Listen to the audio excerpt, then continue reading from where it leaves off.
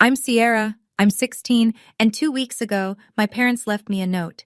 Stay out of sight, freak. My whole family, my dad, my stepmom, my step-siblings, they were 3 miles away at a country club, toasting champagne, pretending I didn't exist. I thought that was the worst part. I was wrong. Because at 8:47 p.m., the doorbell rang, and the woman standing on my porch said 5 words that changed everything. Your father signed you away. What happened after that, at the gala, in front of 300 people, I still can't believe it myself. Before I tell you, please hit like and subscribe, but only if this story earns it. And while you're here, drop your city and your local time in the comments. I always love seeing where you all are. Now let me take you back to the morning of April 12th, my 16th birthday.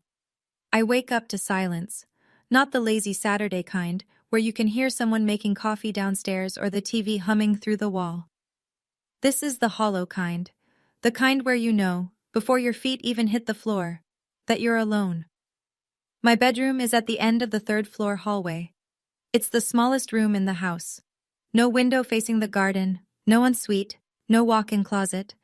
I got moved here when I was 6, 2 years after my mom died, because Chloe needed my old room for her vanity setup. That's what Victoria said. Chloe needs the space, sweetie, you understand? I understood. I walk downstairs barefoot. The kitchen is cold. There are dishes in the sink from last night. 4 plates, 4 glasses, 4 sets of silverware. They had dinner without me. Again. I didn't even hear them. I open the fridge for milk, and that's when I see it. A note. Stuck to the fridge door with a magnet shaped like a lobster from our Cape Cod trip. A trip I wasn't invited to. The handwriting is Chloe's.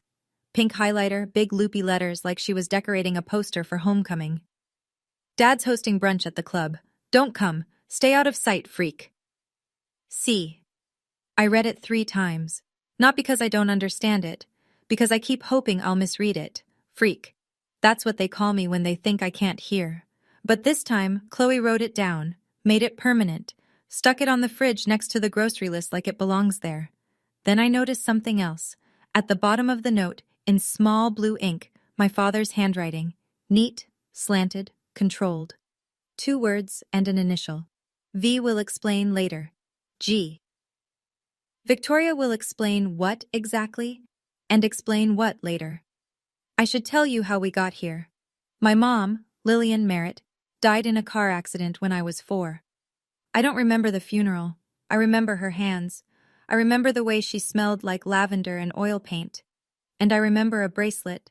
Silver, thin, with a tiny star charm, because she never took it off. It's on my wrist right now. It's been on my wrist since the day my dad handed it to me in a plastic hospital bag and said, this was hers. That was the last soft thing he ever gave me. 2 years after Mom died, Dad married Victoria Ashford. She moved in with her 2 kids, Chloe, who was 8, and Brandon, who was 10. Overnight, I went from being the only child in a quiet house to being the odd one out in a loud one. It happened slowly, the way rot does. First, my mom's paintings disappeared from the living room. We're redecorating, Victoria said. Then her photos came off the hallway wall. It's healthier for Grant to move forward. Then the anniversary of her death passed without a word. No flowers, no candle, nothing. And every year, I shrank a little more.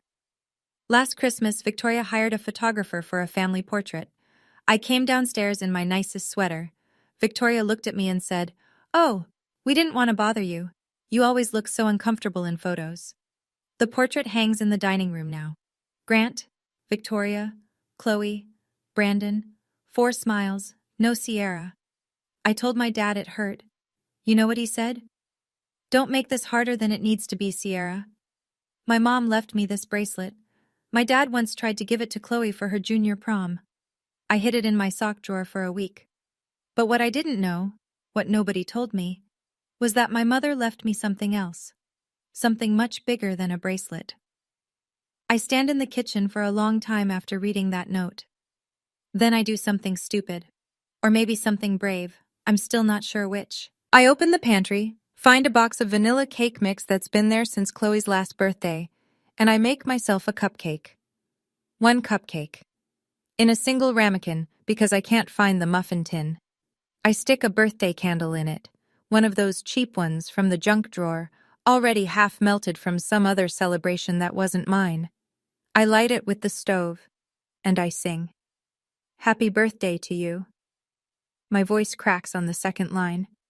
By the third, I can barely get the words out. I blow out the candle. I don't make a wish. I stopped wishing for things from this family a long time ago. I pick up my phone. No texts. No missed calls. Not from Dad. Not from Victoria. Not from Chloe or Brandon. Zero. I scroll through my camera roll because I don't know what else to do with my hands, and I find it. The only photo I have of my mother. It's blurry, taken on an old phone, maybe by a nurse. Mom's holding me. I'm maybe 3. She's smiling at the camera, and on her wrist, the same silver bracelet I'm wearing right now. I sit on the kitchen floor. I pull my knees up, and I cry. Not because of the note, not because of the party I wasn't invited to. I cry because I finally hear the thing I've been whispering to myself for 12 years, and for the first time, I let it be loud. I've been apologizing for existing in this house for 12 years, and no one ever told me to stop. The clock on the microwave reads 8:47 p.m. The doorbell rings. I almost don't answer it. I'm glad I did. I wipe my face with the back of my hand, toss the candle in the trash, and walk to the front door. I figure it's a package. Maybe a neighbor's DoorDash left at the wrong house. It's not. There's a woman on my porch. Late 50s maybe. Silver-streaked hair, pulled back in a low twist. Gray blazer over a white blouse, like she just came from court. She's holding a large brown envelope. Thick, the kind with a metal clasp. And her eyes are red. Not like she's been drinking. Like she's been crying. She sees me and goes very still. "You look just like her," she says. I don't know what to say to that. Like who? Your mother. I haven't heard a stranger say that word, mother, in connection to me in years. It hits me somewhere behind my ribs. Who are you? My name is Dorothy Kessler. I'm an attorney, and I was your mother Lillian's closest friend. I've never heard this name, not once. Dad never talks about Mom's friends. Dad never talks about Mom at all. Dorothy glances past me into the dark house. Are you alone? Yeah. Something tightens in her jaw. She looks at the note still stuck to the fridge. She can see it from the doorway. She reads it. I watch her face change. Then she sits down on the porch step, right next to me, like she's known me my whole life. And in a calm, steady voice, the kind of voice that tells you bad news without making you feel small, she says, "Did your father ever tell you about your mother's will?" I shake my head. Your father signed away his parental rights this morning. He filed the papers at 9 a.m. on your birthday.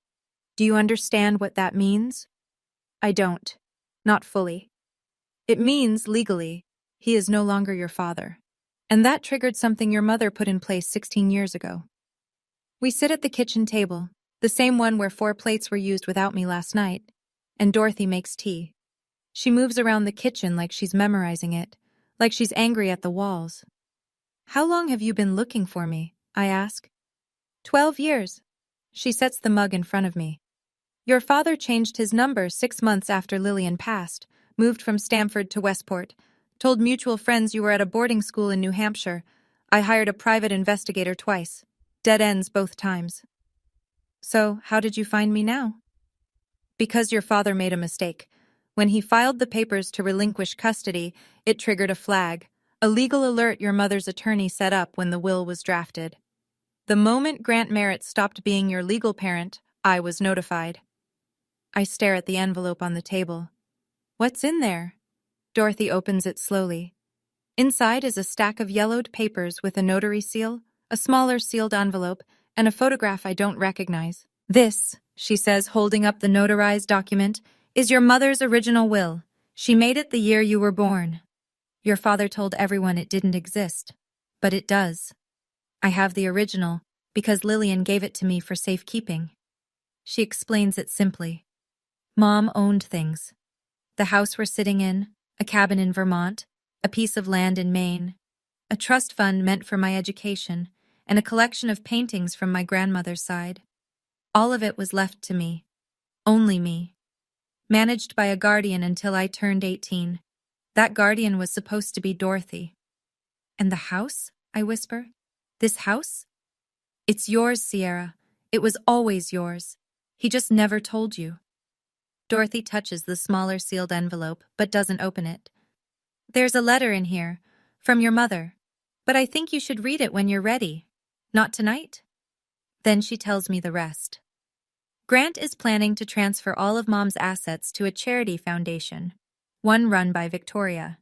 The announcement is at the annual gala, in 2 weeks. We have 14 days to stop him, Dorothy says, and I'm going to need your help. I sit there for a long time after Dorothy finishes talking. The tea goes cold. Everything I thought I knew, about the house, about my mom leaving nothing behind, about being some burden my dad was stuck with, it's all a lie. A 12-year-old lie with paperwork and planning and silence thick enough to bury me in. I've spent 12 years trying to be invisible, I say, and my voice sounds far away like someone else is using it.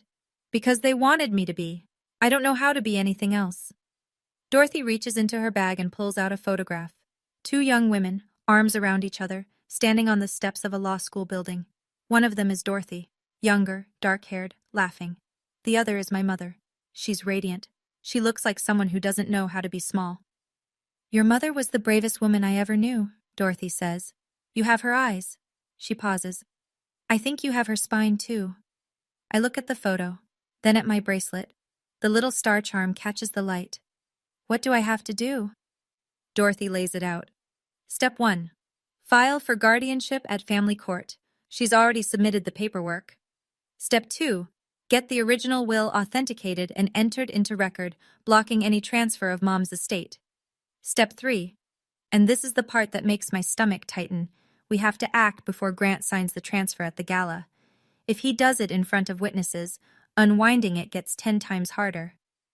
I'll do it, I say. Dorothy nods, then waits, because she can tell I'm not finished.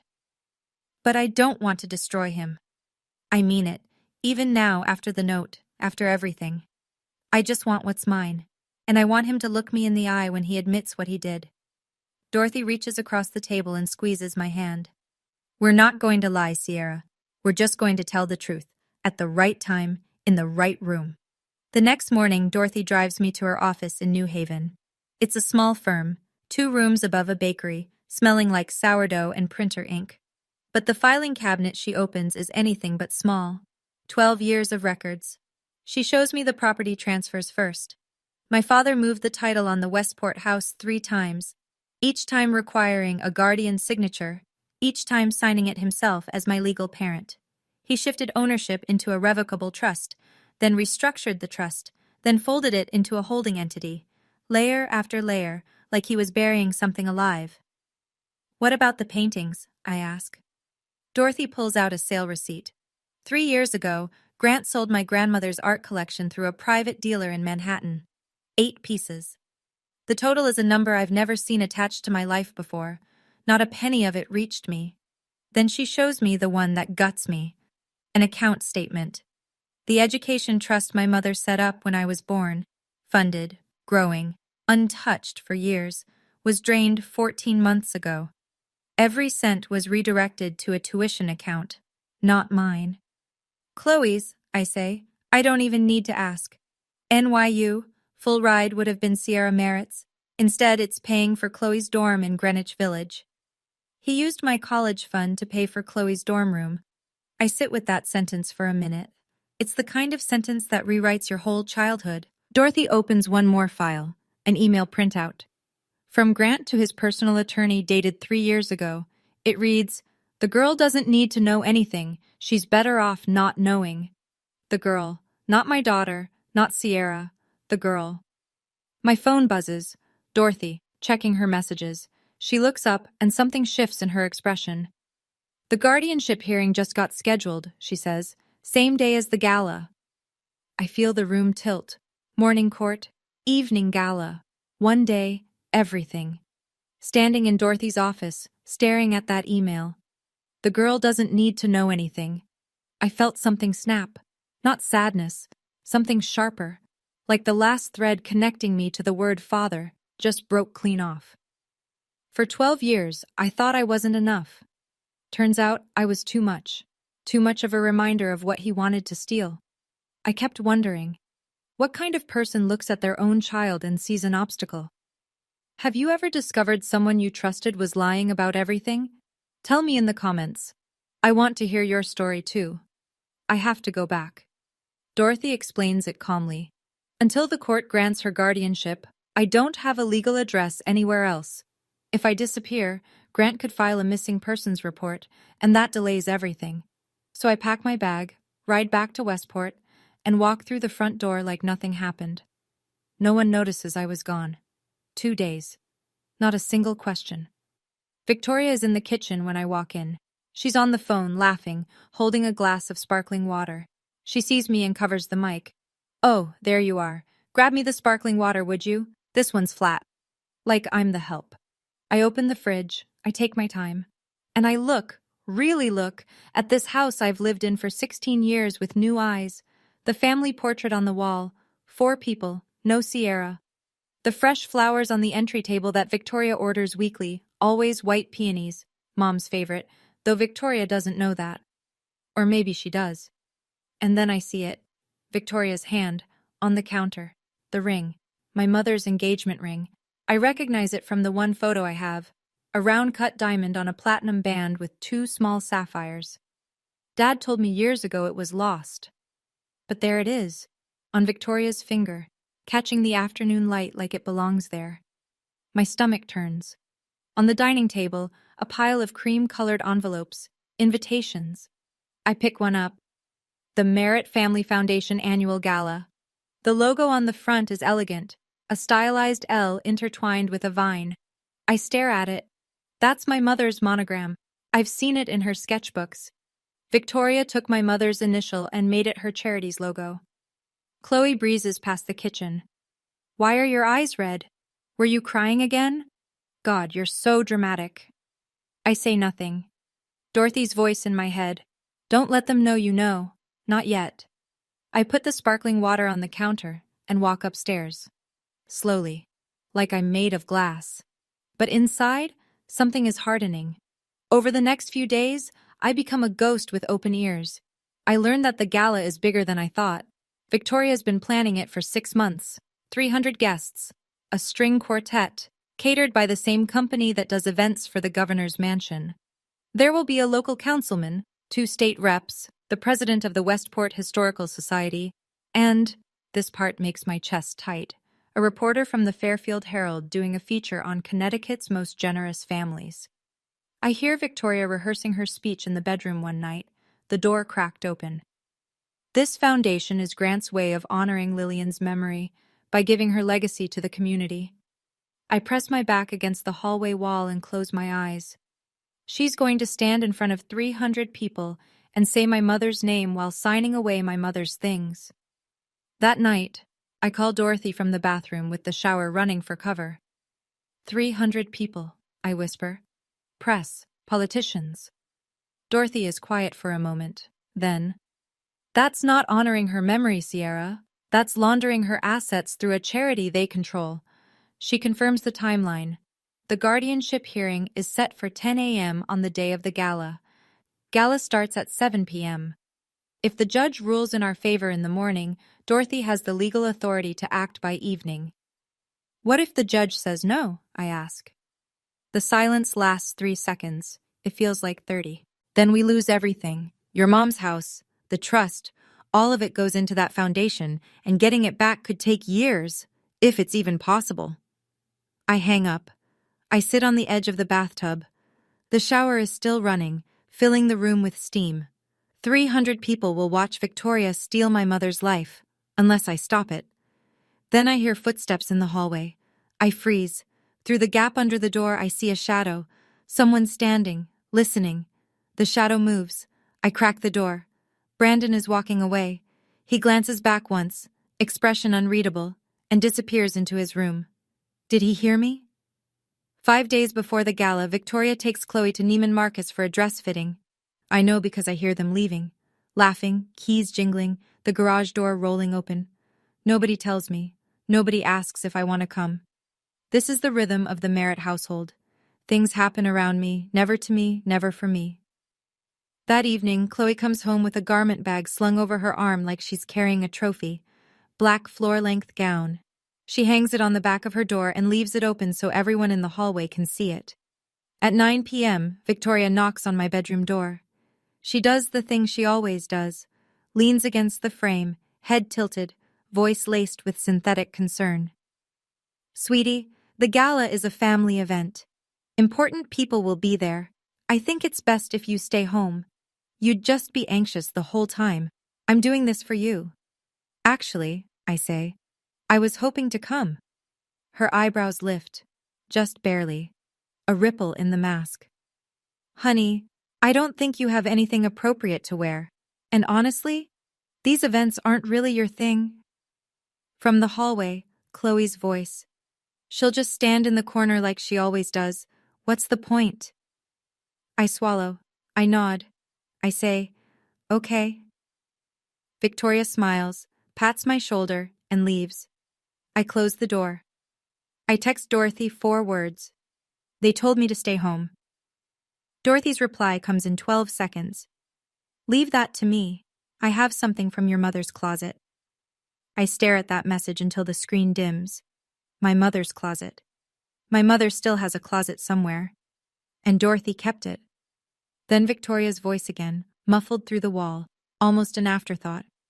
Oh, and Sierra, your father wants to talk to you tomorrow. Something about paperwork. Paperwork. My hands go cold. The next afternoon, my father calls me into his study. It's the first time he's looked directly at me since my birthday. He's behind his desk. Oak, massive, the kind of desk that says I make the decisions in this house. There's a glass of scotch at his elbow, half empty. Sit down, Sierra. I sit.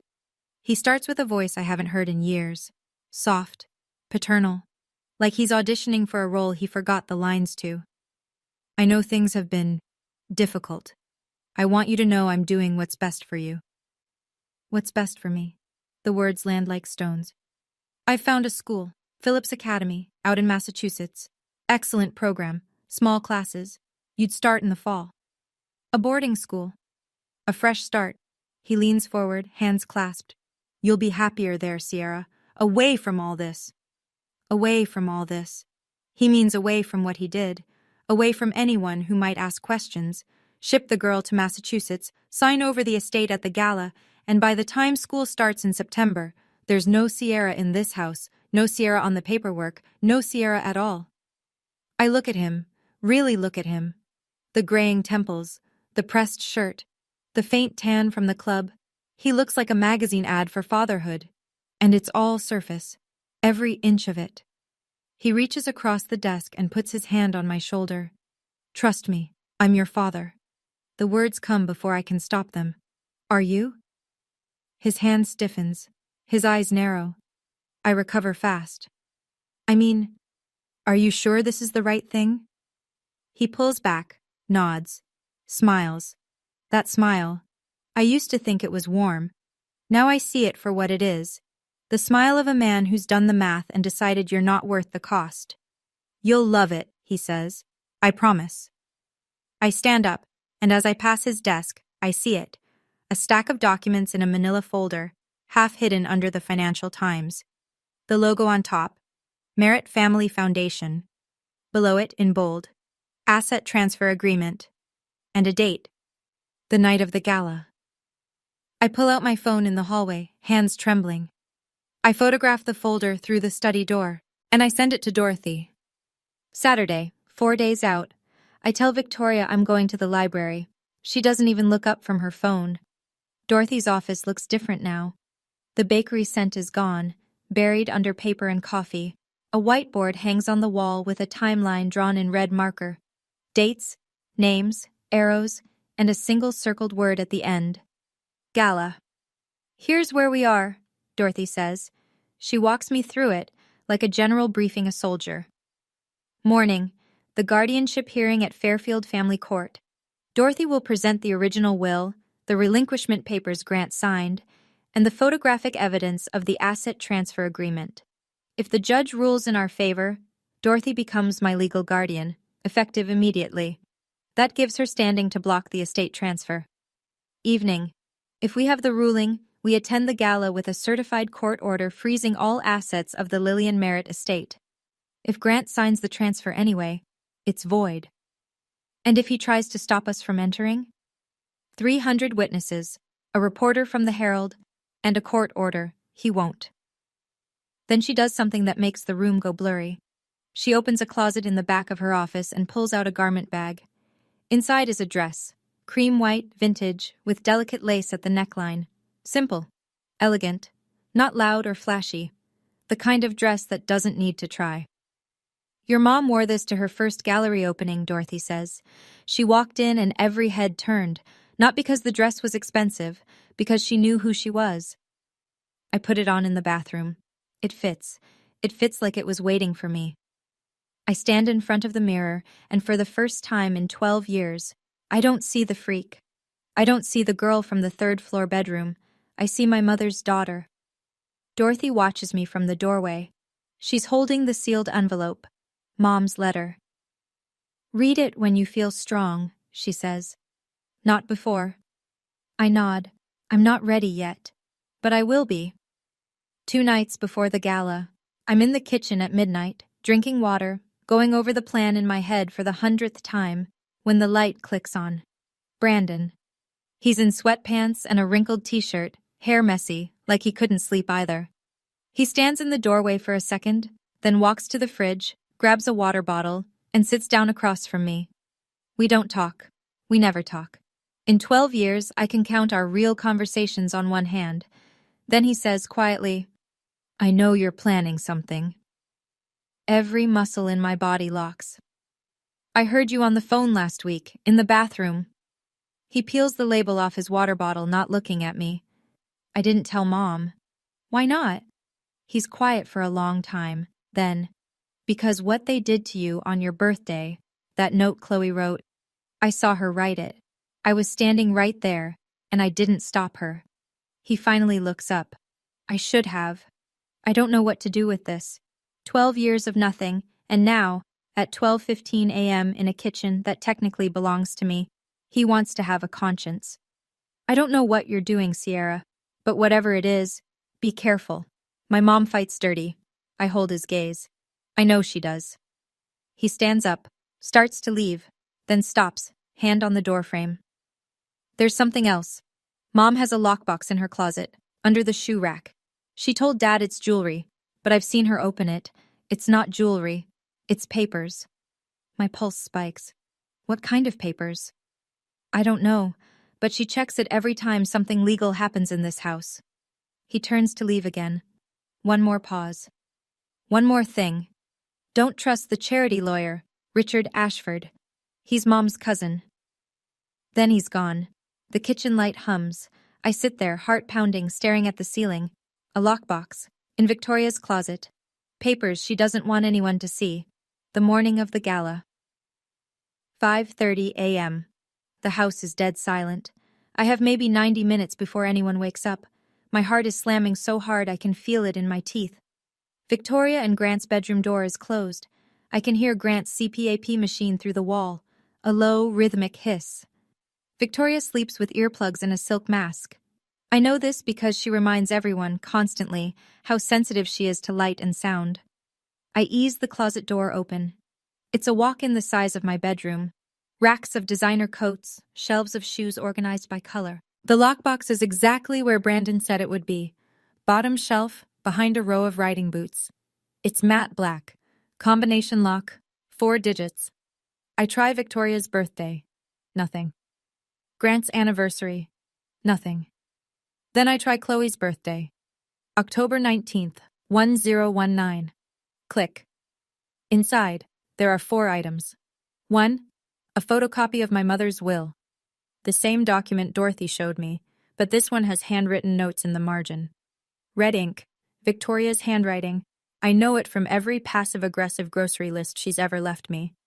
And in the top corner, 3 words circled twice. Keep this away from S. 2.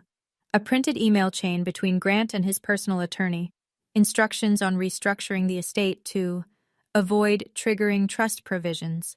Dated 18 months ago. 3. The photograph that makes my hands shake. Mom holding me. I'm maybe 2. She's laughing. On the back, in my mother's handwriting. My little star. Everything I have is yours. Victoria kept this, in a locked box, under her boots. And 4. I almost miss it, tucked in the corner. A marriage certificate. Issued in Nevada 9 years ago. Victoria Ashford and a man named Paul Renner. Not Grant Merritt. I stare at it. Victoria married someone else. And this certificate is dated 2 years before she married my father.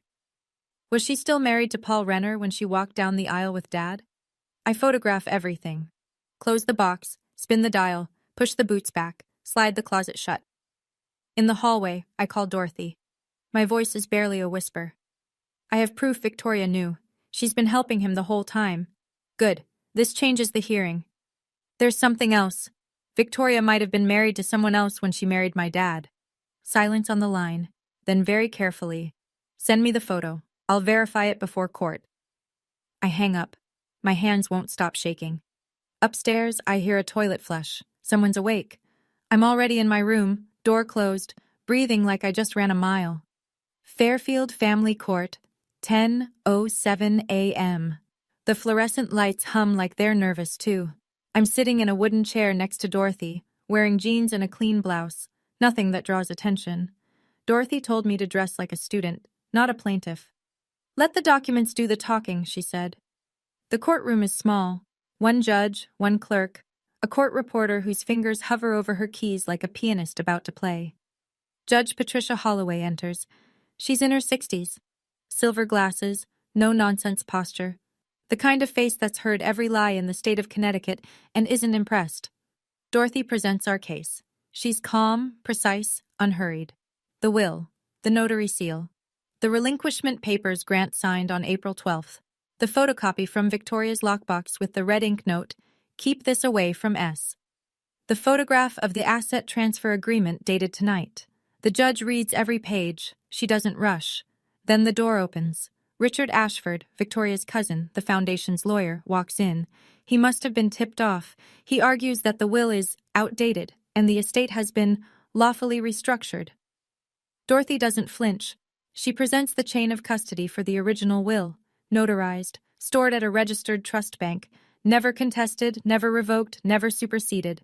Judge Holloway removes her glasses. She looks at Richard Ashford for a long moment, then at me. I knew your mother, young lady. She clerked for me 30 years ago. A pause. She was meticulous. And this will is airtight. She puts her glasses back on. Guardianship is granted to Dorothy Kessler, effective immediately. I am also issuing a temporary restraining order freezing all transactions related to the Lillian Merritt estate until a full review is completed. Richard Ashford's pen drops. He doesn't pick it up. Dorothy squeezes my hand under the table.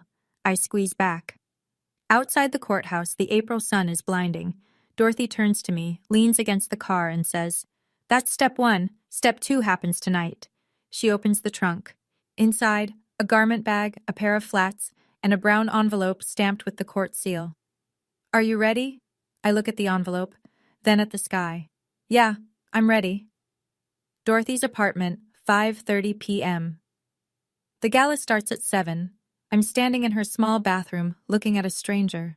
The dress, Mom's cream white dress, fits like a second skin. The lace at the neckline rests just below my collarbone. The hem falls right above my ankles. I'm wearing flats, not heels, because Dorothy said, "You want to be steady, not tall." She helps me pin my hair up, twisting it into a loose bun the way she says Mom used to wear it. A few strands fall around my face. Dorothy's hands pause. "She wore her hair exactly like this at the gallery opening," Dorothy says. Her voice catches. "You could be her twin." I look at my reflection, the silver bracelet on my left wrist, the lace, the way the light hits my jaw. For the first time, I don't look lost. I look like I belong somewhere, just not where I've been. Dorothy hands me the court order in a crisp manila envelope. "If Grant signs the transfer, we serve this. If he doesn't, we serve it anyway. Either way, it's over tonight. What if he makes a scene? He will. But 300 people with phones will be watching. That's exactly what we want. I nod. I pick up the sealed envelope. Mom's letter. I've been carrying it for 2 weeks. I've held it, turned it over, pressed it against my chest in the dark. I haven't opened it. I open it now. The paper is soft, 16 years old. Her handwriting is small and neat, slanting slightly left. If you're reading this, I'm not there anymore. But know this. Everything I built for you. Not for anyone else. Not for your father. For you.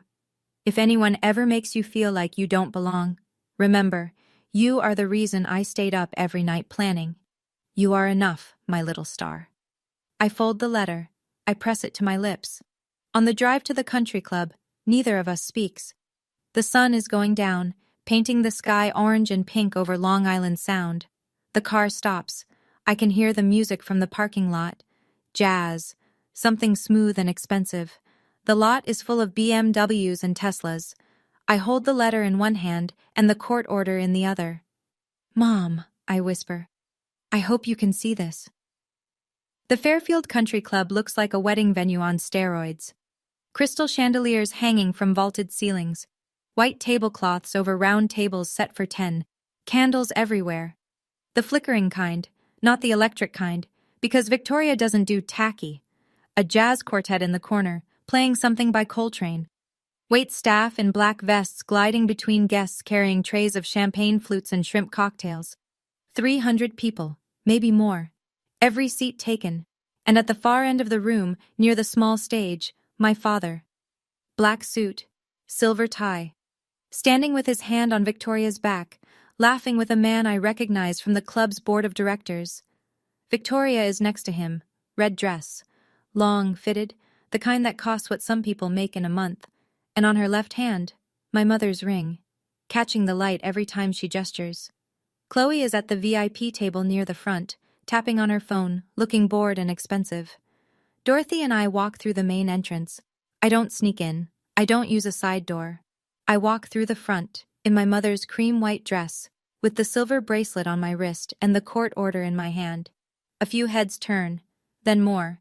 Then a wave of whispers moves across the room like wind through tall grass. I see it happen in slow motion. Margaret Maggie Dunn, the club's general manager, spots me from across the room. She's been here for 20 years. She worked for my mother. She sees the bracelet. Her hand goes to her mouth. She leans toward a colleague, and I can read her lips. That's Lillian's daughter. Victoria notices next. She's mid-laugh when her eyes find me. The champagne flute freezes halfway to her mouth. The color drains from her face like water from a tub. She grabs Grant's arm, points. My father turns. Our eyes meet across the room. Across 12 years. Across every lie he ever told and every birthday he ever forgot. He stares. Then he smiles. That country club smile. The one built for cameras and strangers. He walks toward me. Slowly. Controlled. He leans in. His voice is low, sharp. Just for me. What are you doing here? I look him dead in the eye. I was invited. His jaw tightens. You need to leave. Now. I don't blink. I don't think I will. Grant's hand closes around my elbow. Not hard enough to bruise, but hard enough to steer. He moves me toward the corner of the room, behind a potted fern the size of a small tree, where the acoustics are bad and the lighting is worse. His voice is a controlled hiss. I don't know how you got in here, but you're leaving. Right now. That's interesting, I say. Because according to the court order issued this morning, I have more right to be here than you do. Something shifts behind his eyes. A fracture in the confidence. Victoria appears, materializing the way she always does. Perfectly timed, perfectly composed. She puts her hand on my arm and turns on the voice. The warm one. The PTA one. Sierra, honey, you look lovely, but this isn't really your kind of... Victoria. I keep my voice even, quiet. You're wearing my mother's ring. Her fingers curl. She pulls her hand behind her back like I've burned her. 3 guests nearby stop talking. The whispers start again, louder this time, rippling outward. Grant sees it happening. He's losing the room. I can see the calculation on his face, the cost-benefit analysis running in real time. Make a scene or contain this. He chooses wrong. Security, he says, louder than he intends. A few more heads turn. Please escort this young lady out. Two men in dark suits move toward me. Dorothy steps forward. She's been standing 3 feet behind me the entire time. Still, patient, waiting. She holds up a business card. I'm Dorothy Kessler, attorney at law. This young lady is my legal ward as of 10:47 this morning. Removing her from this venue would constitute unlawful interference with a court-appointed guardian. I strongly suggest you step back. The guards stop. They look at each other, then at Maggie Dunn, who's watching from the side. Maggie gives a small nod. They retreat. Grant's face is a mask fighting itself. Victoria leans in, her whisper thin as a blade. Get her out of here before the speech. Too late. The MC is already at the podium. The spotlight swings. A voice fills the room. Ladies and gentlemen, please welcome our host for the evening, Grant Merritt. The room applauds. Grant straightens his tie. He has no choice. He walks toward the stage. I take my seat in the front row. Grant takes the stage like a man stepping onto a landmine and pretending it's a dance floor. The spotlight hits him. He smiles, that wide, practiced donor dinner smile, and waits for the applause to settle. Thank you all for being here tonight. This room is full of people who believe in something bigger than themselves, and I'm honored to stand with you. Polite applause. Victoria beams from the front table, hands folded, queen of the evening. Then he says her name. My late wife, Lillian, believed in giving back. She was an artist, a dreamer, and the most generous person I ever knew. My throat tightens. He hasn't said her name to me in years. But here, in front of cameras, he wraps it in gold. Tonight, to honor Lillian's memory, Victoria and I are proud to announce the Merritt Family Foundation, dedicated to arts education for underprivileged youth throughout Fairfield County. More applause, louder now. People nod. This is the part where rich people feel good about being rich. Grant picks up a document from the podium, the asset transfer agreement. I recognize it from the photo I took in his study. He holds up a pen. To fund this mission, I am personally donating the full Lillian Merritt estate, her properties, her art collection, her legacy, to the foundation, effective tonight. The room erupts, standing ovation. Victoria wipes a tear that I'm fairly sure isn't real. Grant signs, pen to paper, right there under the spotlight. 300 people clap like they've just witnessed an act of grace. I don't clap, I watch. And next to me, Dorothy doesn't tense, doesn't panic, doesn't reach for the envelope. She just smiles. Small. Certain. She leans over and whispers 4 words into my ear. Now it's our turn. The applause is still rolling when Dorothy stands. She doesn't rush. She buttons her blazer, picks up the manila envelope, and walks to the stage like she's done this 1,000 times. The MC tries to intercept her. She shows him something. I can't see what, and he steps aside. Dorothy takes the microphone. Excuse me. The room goes quiet. Not all at once. It's a slow drain, like air leaving a balloon. Heads turn. Phones come up. My name is Dorothy Kessler. I'm an estate attorney licensed in the state of Connecticut. I have a court order from Judge Patricia Holloway, issued this morning, freezing all assets of the Lillian Merritt estate. Silence. The kind you can feel on your skin. The document Mr. Merritt just signed is legally invalid. He has no authority to transfer these assets, because they were never his. Grant steps forward. This is ridiculous. Who let this woman... Dorothy doesn't raise her voice. She doesn't need to. These assets belong to Lillian Merritt's sole heir, as designated in her original notarized will, a will Mr. Merritt concealed for 12 years. She turns to me. 300 pairs of eyes follow. I stand. My knees are water. My spine is steel. I walk to the stage. I take the microphone. And I look at my father. My name is Sierra Merritt. Lillian Merritt was my mother. She left a will that names me as her only heir. My father hid it for 12 years. Every property he just tried to donate, the house, the cabin, the art collection, belongs to me. The room doesn't whisper. It erupts. Chairs scrape. Gasps cascade from table to table. A camera flash goes off, then another. Grant grabs the microphone stand. She's a child. She doesn't know what she's... I don't let him finish. You signed away your parental rights on my 16th birthday. You filed the papers the same morning I woke up alone with a note on the fridge calling me a freak. You sent your own daughter away so you could take her inheritance. I hold up the manila envelope. I have the court order. The court has your relinquishment papers, and now every person in this room knows exactly what you did. Dead silence. 300 people. Not a fork moves. Victoria rockets to her feet. This is a scam. That girl has always been... I turn to her. Calm, level, like I'm reading a weather report. Mrs. Merritt? Or should I say Miss Ashford? Since your marriage to my father might not even be legal. Victoria's mouth opens, closes, opens again. The room is no longer whispering. It's roaring. Grant's mask doesn't crack. It shatters. He steps toward me, finger raised, and the word that starts to leave his mouth, "You ungrateful," dies halfway out when he sees the phones. Dozens of them, held up across the ballroom like lighters at a concert, except nobody's cheering for him. He pivots, tries the other voice, the soft one, the concerned father one, the one he uses when the audience is watching.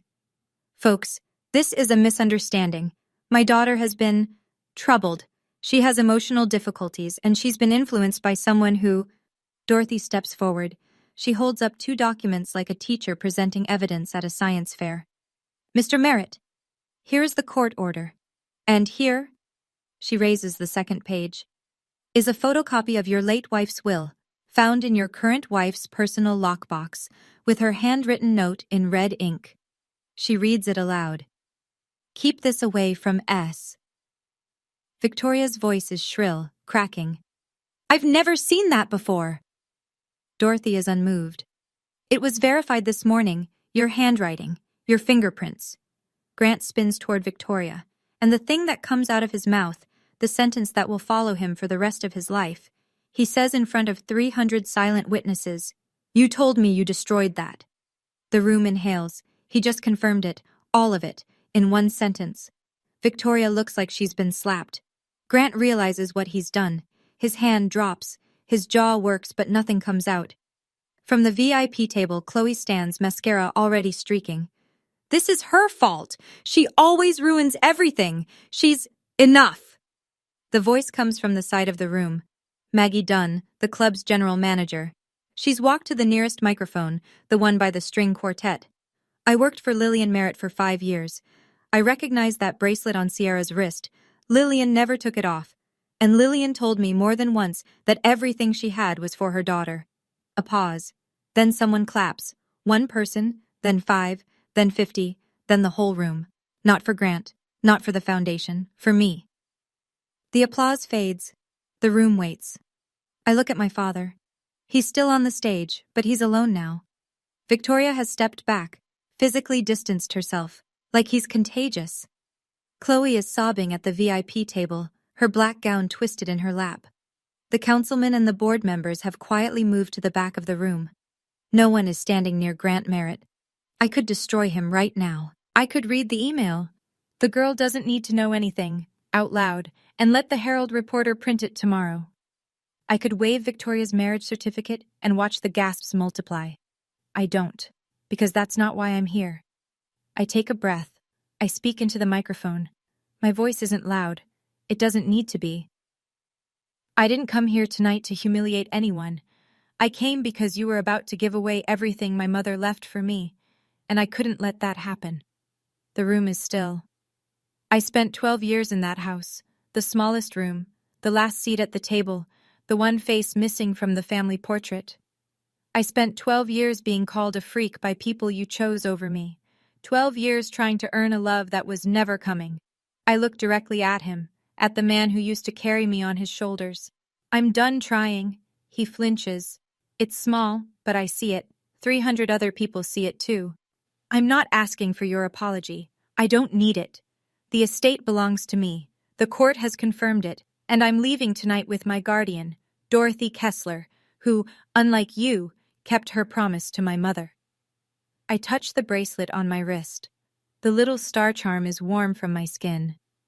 Mom, I say, softly enough that only the front row can hear, I kept it safe, just like you asked. I turn from the stage and walk down the center aisle. Dorothy falls in beside me. Our heels click and sink on the hardwood floor. Behind us, silence first, then applause. Not polite applause, the real kind, the kind that has weight. I don't look back. We make it to the lobby before my legs give out. Dorothy catches my arm. Sit, she says, guiding me to a bench near the coat check. Breathe. You did it. My hands are shaking. My whole body is shaking. But something in my chest, something that's been clenched tight since I was 4 years old, is finally letting go. Through the glass doors to the ballroom, I can see the fallout unfolding in real time. Grant is standing at the podium, alone, staring at the signed document that is now worth nothing. 2 board members are speaking in low, urgent tones near the bar. The Herald reporter is scribbling in a notebook so fast her hand is a blur. Victoria is nowhere in the ballroom. Then I spot her, through a side window, in the parking lot, pacing, phone pressed to her ear. She's calling someone. The call isn't connecting. She tries again. Again. Richard Ashford, Victoria's cousin, the foundation's lawyer, is walking very quickly toward the exit, briefcase in hand, not making eye contact with anyone. Chloe hasn't moved. She's sitting at the VIP table alone. Mascara tracks down both cheeks, staring at her phone like it holds some answer. It doesn't. And then there's Brandon. He's standing near the exit, apart from all of them. He catches my eye through the glass, and he does something I didn't expect. He nods, one small, slow nod. I don't nod back, but I don't look away either. Maggie Dunn appears at my side. She's carrying a small envelope, old, slightly yellowed at the edges. Your mother left this with me 15 years ago, she says. She said, give it to Sierra when she's old enough to fight for herself. I open it. Inside is a photograph, the same image I found in Victoria's lockbox, but this is the original. Unwrinkled. Unfolded. Mom holding me. Laughing. The bracelet on her wrist. On the back, her handwriting. My little star, you are enough. I close my eyes. Dorothy puts her arm around me. Let's go home, Sierra. That moment, walking out of that ballroom with 300 people watching, I won't lie, my knees were shaking. My hands were shaking. I think even my voice was shaking. But something inside me was steady. For the first time in 16 years, something inside me was steady. Like my mom was walking with me.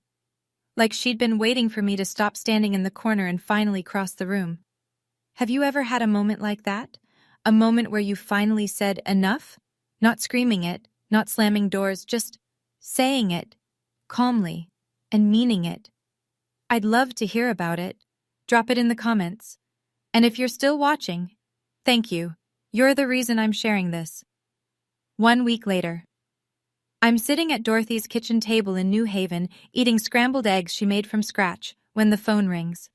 She picks up, listens for 40 seconds and hangs up. That was the court clerk. The judge reviewed the full file. Lillian's will is upheld. All properties returned to the trust under my management until you turn 18. I set my fork down. All of them? All of them. The house, the cabin, the land in Maine, what's left of the education fund. Everything. Grant has 60 days to vacate the Westport house, the house my mother bought. The house he raised another woman's children in while hiding my existence from the one person who was supposed to protect me. The Merritt Family Foundation is under investigation.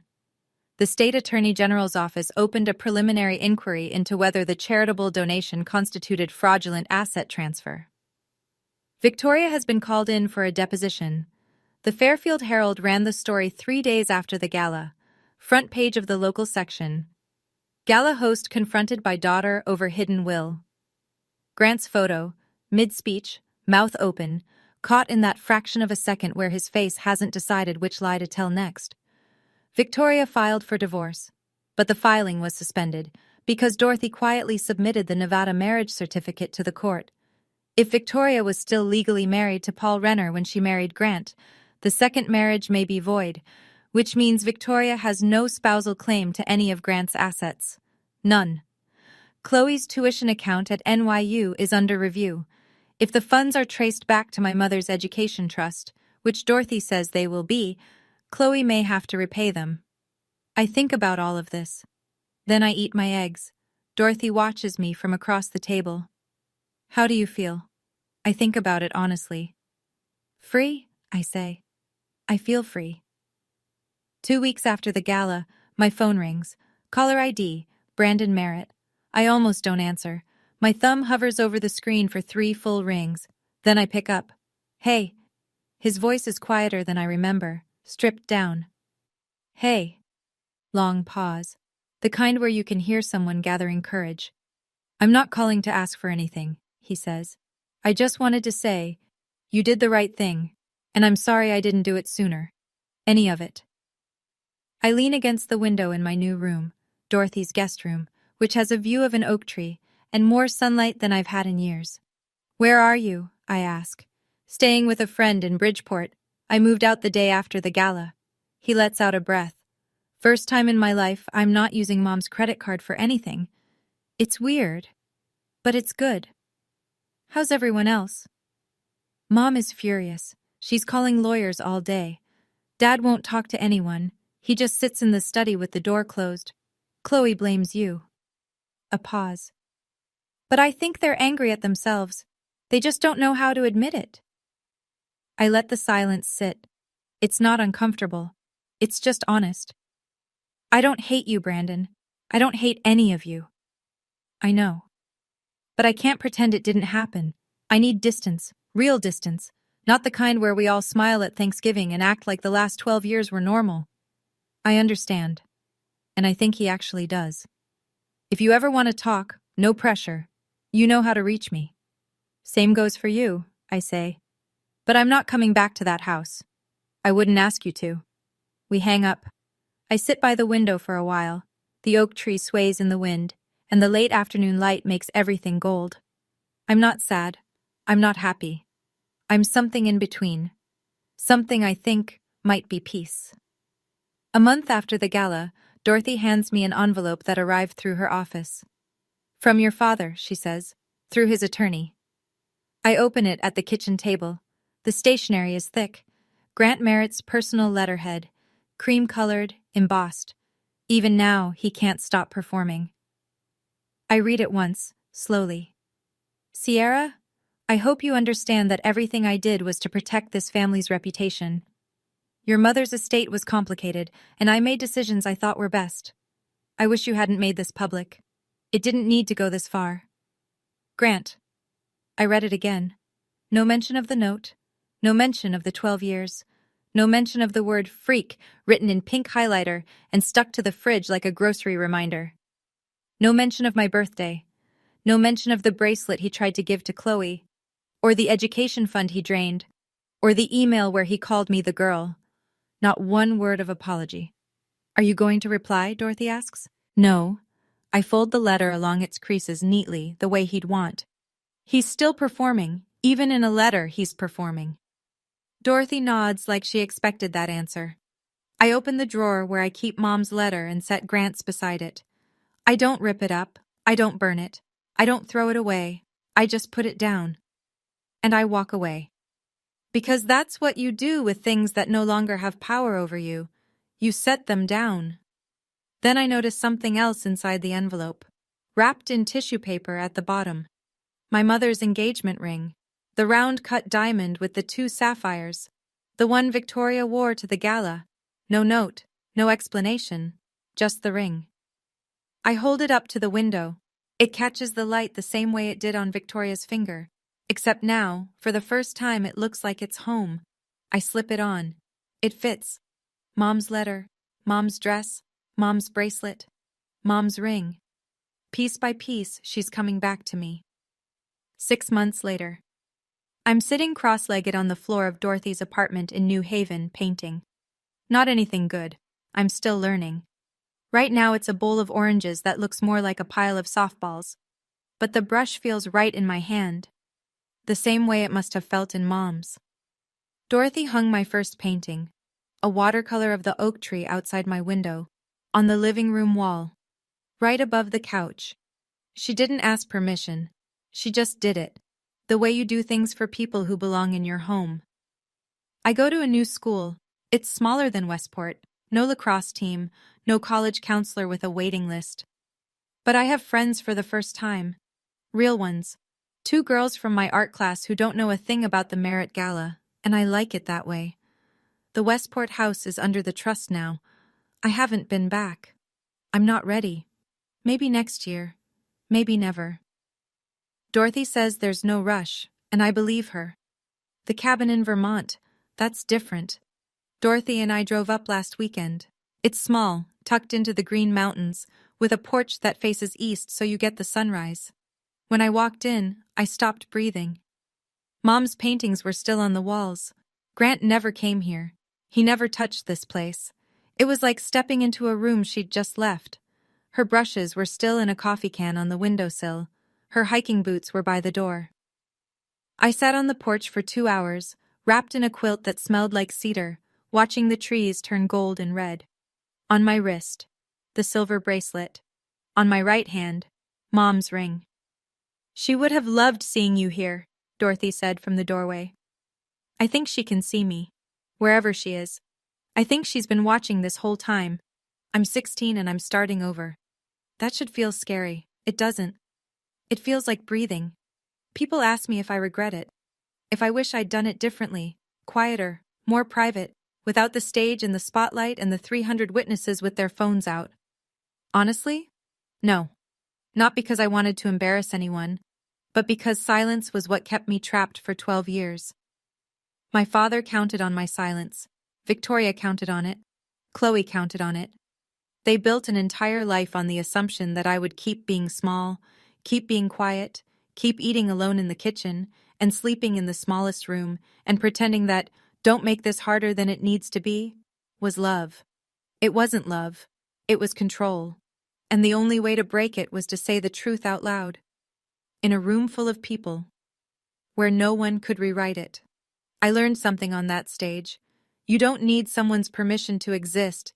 You don't need to earn the right to be seen. And you definitely don't need to shrink yourself so other people feel bigger. I also learned something about family. Family isn't blood. It's not a last name or a Christmas portrait or a seat at a gala table. Family is the woman who drives 12 years to find you. Family is the person who keeps your mother's dress in a closet because she believes someday you'll need it. Family is a quilt on a porch in Vermont and a painting hung on the wall without asking. Dorothy is my family. And for the first time in my life, I know what that word actually means. So if you're out there, if you're reading this in a house where you feel invisible, where the people who should love you make you feel like you're too much and not enough at the same time, I want you to know something. It's not you. It was never you. You don't owe your silence to people who wouldn't give you theirs. And you don't have to wait until someone finds you. You can find yourself. This morning, I stood in front of the mirror in my room. My room, with the oak tree view and the paint-stained desk, and the door I can close whenever I want. Mom's cream-white dress hangs on the back of the closet door. I wore it once, and I'll wear it again, but not for anyone else, for me. I opened my laptop and found an email from school. I've been accepted into the advanced painting program for the spring semester. My art teacher wrote a note at the bottom. "Sierra, your use of light reminds me of someone. Keep going." I smiled. Not a victory smile. Not the kind you put on for cameras. The quiet kind. The kind that starts in your chest and moves outward, slowly, like sunrise over the Green Mountains. On my desk, 2 letters. One from Mom. Soft paper, gentle words, 16 years of love folded into a single page. One from Grant. Stiff letterhead, hollow words, 12 years of silence disguised as strategy. I keep them both. Not because I forgive him. I'm not there yet. Maybe I will be. Maybe I won't. That's my choice now. I keep them because remembering where you've been is how you know how far you've come. Outside the window, it's autumn in New Haven. The oak tree is golden. The sky is sharp and blue and impossibly wide. And I'm here. Breathing. Painting. Starting over. Not the girl from the third-floor room. Not the freak on the note. My mother's daughter. Dorothy's family. My own person. Sierra Merritt. 16. Enough. That's my story. And if you made it all the way to the end, thank you. Really. It means more than you know. If this story reminded you of someone or something you've been through, share it. Sometimes knowing you're not alone is the first step. And if you want to hear what happened next, because trust me, there's more. I'll leave the link in the description. Like, subscribe, and hit that bell if you haven't already. I'll see you in the next one. Stay strong, you are enough.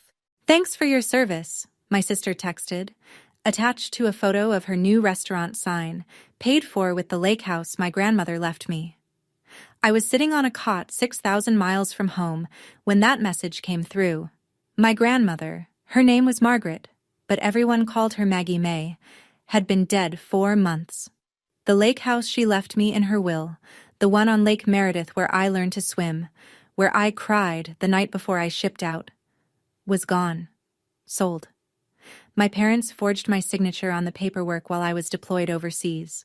Every dollar of that $450,000 sale went straight into my sister's brand new restaurant. I stared at my phone in the dark. The blue glow lit up the ceiling of a temporary barracks I shared with 3 other officers. My sister's face smiled back at me from the photo. Behind her, a wooden sign read, Maggie May's Table. She named it after our grandmother. She used the money our grandmother left me.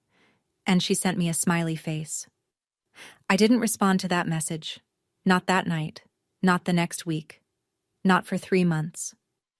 My family thought my silence meant I'd accepted it. They thought 6,000 miles of distance and the weight of a deployment had made me too tired to fight back.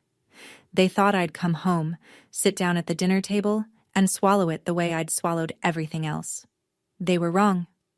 When I finally flew home, I didn't drive to my parents' house. I didn't call. I walked into a courtroom with a folder full of evidence my father never saw coming, and what the judge said that afternoon made him collapse into his chair in front of everyone. Before I go on, please take a moment to like and subscribe, but only if you genuinely connect with this story. Drop a comment with where you're watching from and your local time. I always love hearing from you. My name is Helena Wolf. I'm 28 years old. I'm a captain in the United States Army, and this is the story of how my own family robbed me while I was serving my country, and what happened when I came home. Now, let me take you back 18 months, to the night I got the call that my grandmother had passed. Growing up in the Wolf house, you learn the hierarchy fast. My father, Richard Wolf, sat at the head of every table, literal and figurative.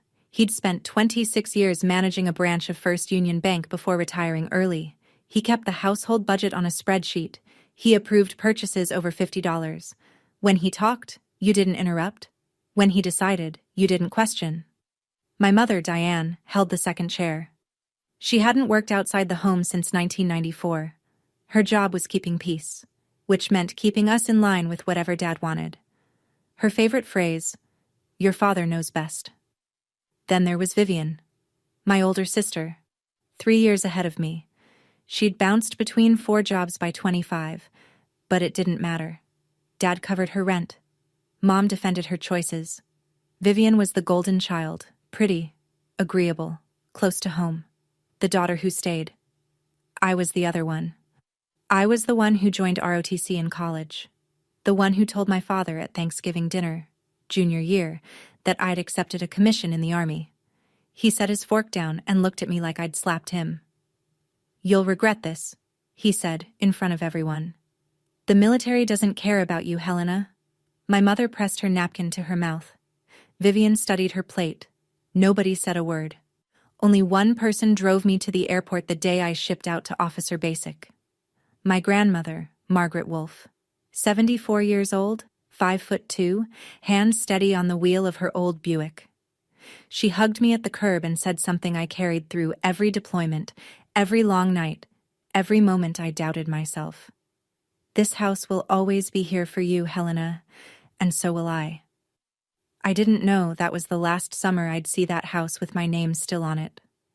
I was 14 weeks into a logistics deployment in the Middle East when I found out she was gone. Not a phone call, an email. From my mother. Your grandmother passed Tuesday. Funeral is Saturday.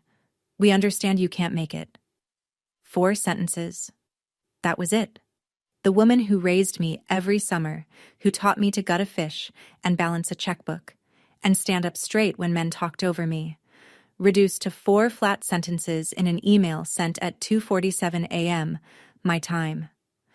I went to my commanding officer that same morning. Emergency leave was approved within hours. I called home to tell them I was catching a flight from Kuwait. My mother answered on the 3rd ring. Helena, honey, everything's already planned. The flowers are ordered. There's really no point in disrupting. I can be there by Friday night. Long pause. I heard my father's voice in the background, low, indistinct. Then my mother again. Your father thinks it's best you stay. You'd just be rushing in and out. Grandma would have wanted you focused on your duty. They didn't want me there. I sat on the edge of my cot for a long time after that call. Then, at 3 a.m. local time, I watched my grandmother's funeral on a live stream. The camera was propped on someone's lap. It shook. Vivian stood at the podium. She dabbed her eyes with a tissue and read from a piece of paper. Grandma loved all of us equally, she said. She would want us to stay together, to take care of each other. I turned off my phone. I lay in the dark and listened to the hum of the air unit bolted to the wall. 200 people had been at that service. I recognized most of them. Not one of them had called me. At the time, I told myself my family was just being thoughtless. I didn't realize yet that they needed me absent. I just didn't know why. 2 weeks after the funeral, I received an email from my grandmother's estate attorney, a man named Philip Darnell. Attached was a PDF, the last will and testament of Margaret E. Wolfe. I read it on my phone in the mess hall, surrounded by the clatter of trays and the smell of reheated coffee. The document was straightforward. Grandmother's savings and personal belongings, jewelry, some bonds, divided evenly between my father and me. But the lake house on Lake Meredith, the property she'd owned for 31 years, assessed at roughly $450,000. That went to one person. Me. My throat tightened. I set the phone down, picked it up again, read it twice more. Then I stepped outside into the heat and called home. My father answered. Dad, I just got the will from Mr. Darnell. I can't believe Grandma left me the lake house. Silence. Not the kind that means someone is thinking, the kind that means someone is deciding what to say. We need to talk about that, Helena. His voice was flat, controlled. That house has been in this family for 30 years. Your grandmother wasn't thinking clearly at the end. She seemed clear to me every time we talked. You weren't here. You don't know how she was. I gripped the phone tighter. It's what she wanted, Dad. We'll discuss it when you're home. And he hung up. I stood in the sun for a while. I tried to call Mr. Darnell, but he assured me the probate process was proceeding normally. Nothing to worry about. Everything being handled. I should have worried more.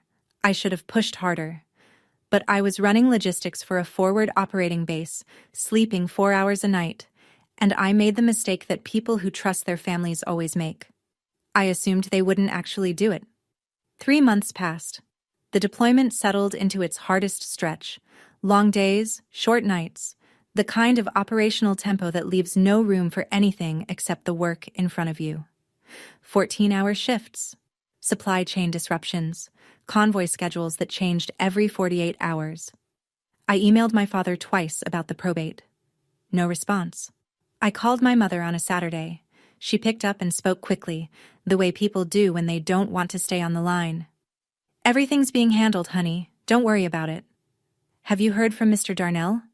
Your father's dealing with all of that. Can I talk to Dad? He's at the hardware store. I'll have him call you. He never called. I tried Vivian once. Straight to voicemail.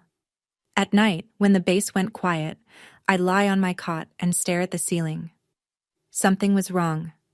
I could feel it the way you feel a shift in weather before the clouds come, pressure in the air, a weight you can't name. One night, I dreamed I was standing on the dock at Lake Meredith. The water was still. My grandmother stood at the end of the pier, her back to me. She raised her hand, waving me forward. I walked toward her, but the dock kept stretching longer. I never reached her. I woke at 2 a.m., heart pounding. The next day, during a break between shipments, I called Mrs. Calloway, Maggie Calloway, my grandmother's neighbor and closest friend. She'd lived 2 doors down from the lake house for 20 years. "Funny you called, dear," she said. "I saw a for sale sign near the lake last month. Couldn't tell which property from the road." I stopped breathing.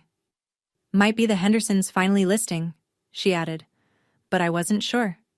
I told her it was probably nothing. I thanked her. I hung up. But my stomach already knew what my mind refused to accept. It took me 40 minutes to find the county assessor's website. My hands were shaking so badly I mistyped the property address twice. I was sitting on the floor of the communications tent, laptop balanced on my knees, the overhead lights buzzing. It was past midnight. I'd waited until no one else was around. The page loaded.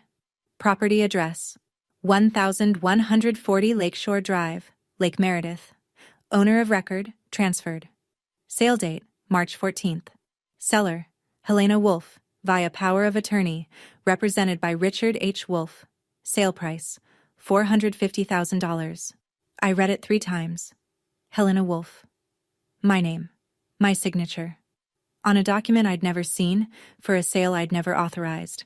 On a date when I was standing in a warehouse outside Kuwait City counting pallets of engine parts.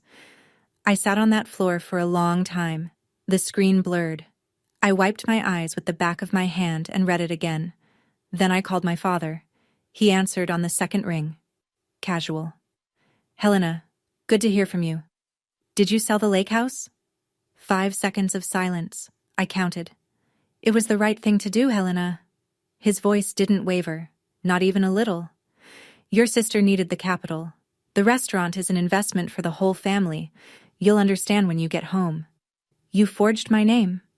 I made a decision for this family. That's what fathers do." I hung up. I didn't cry. I didn't throw the laptop.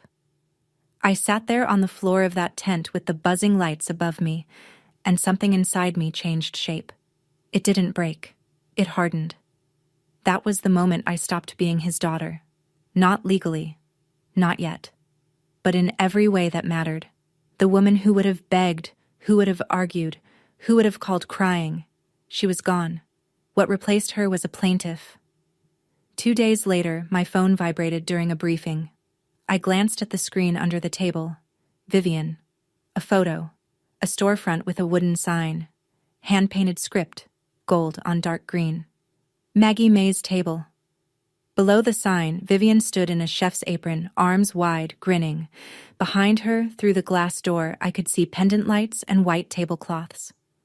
Under the photo, one line. "Thanks for your service. Grandma would have loved this."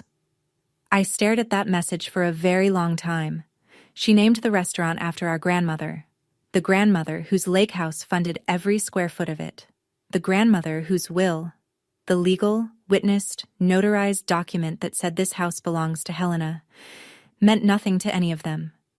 And my sister sent me a smiley face.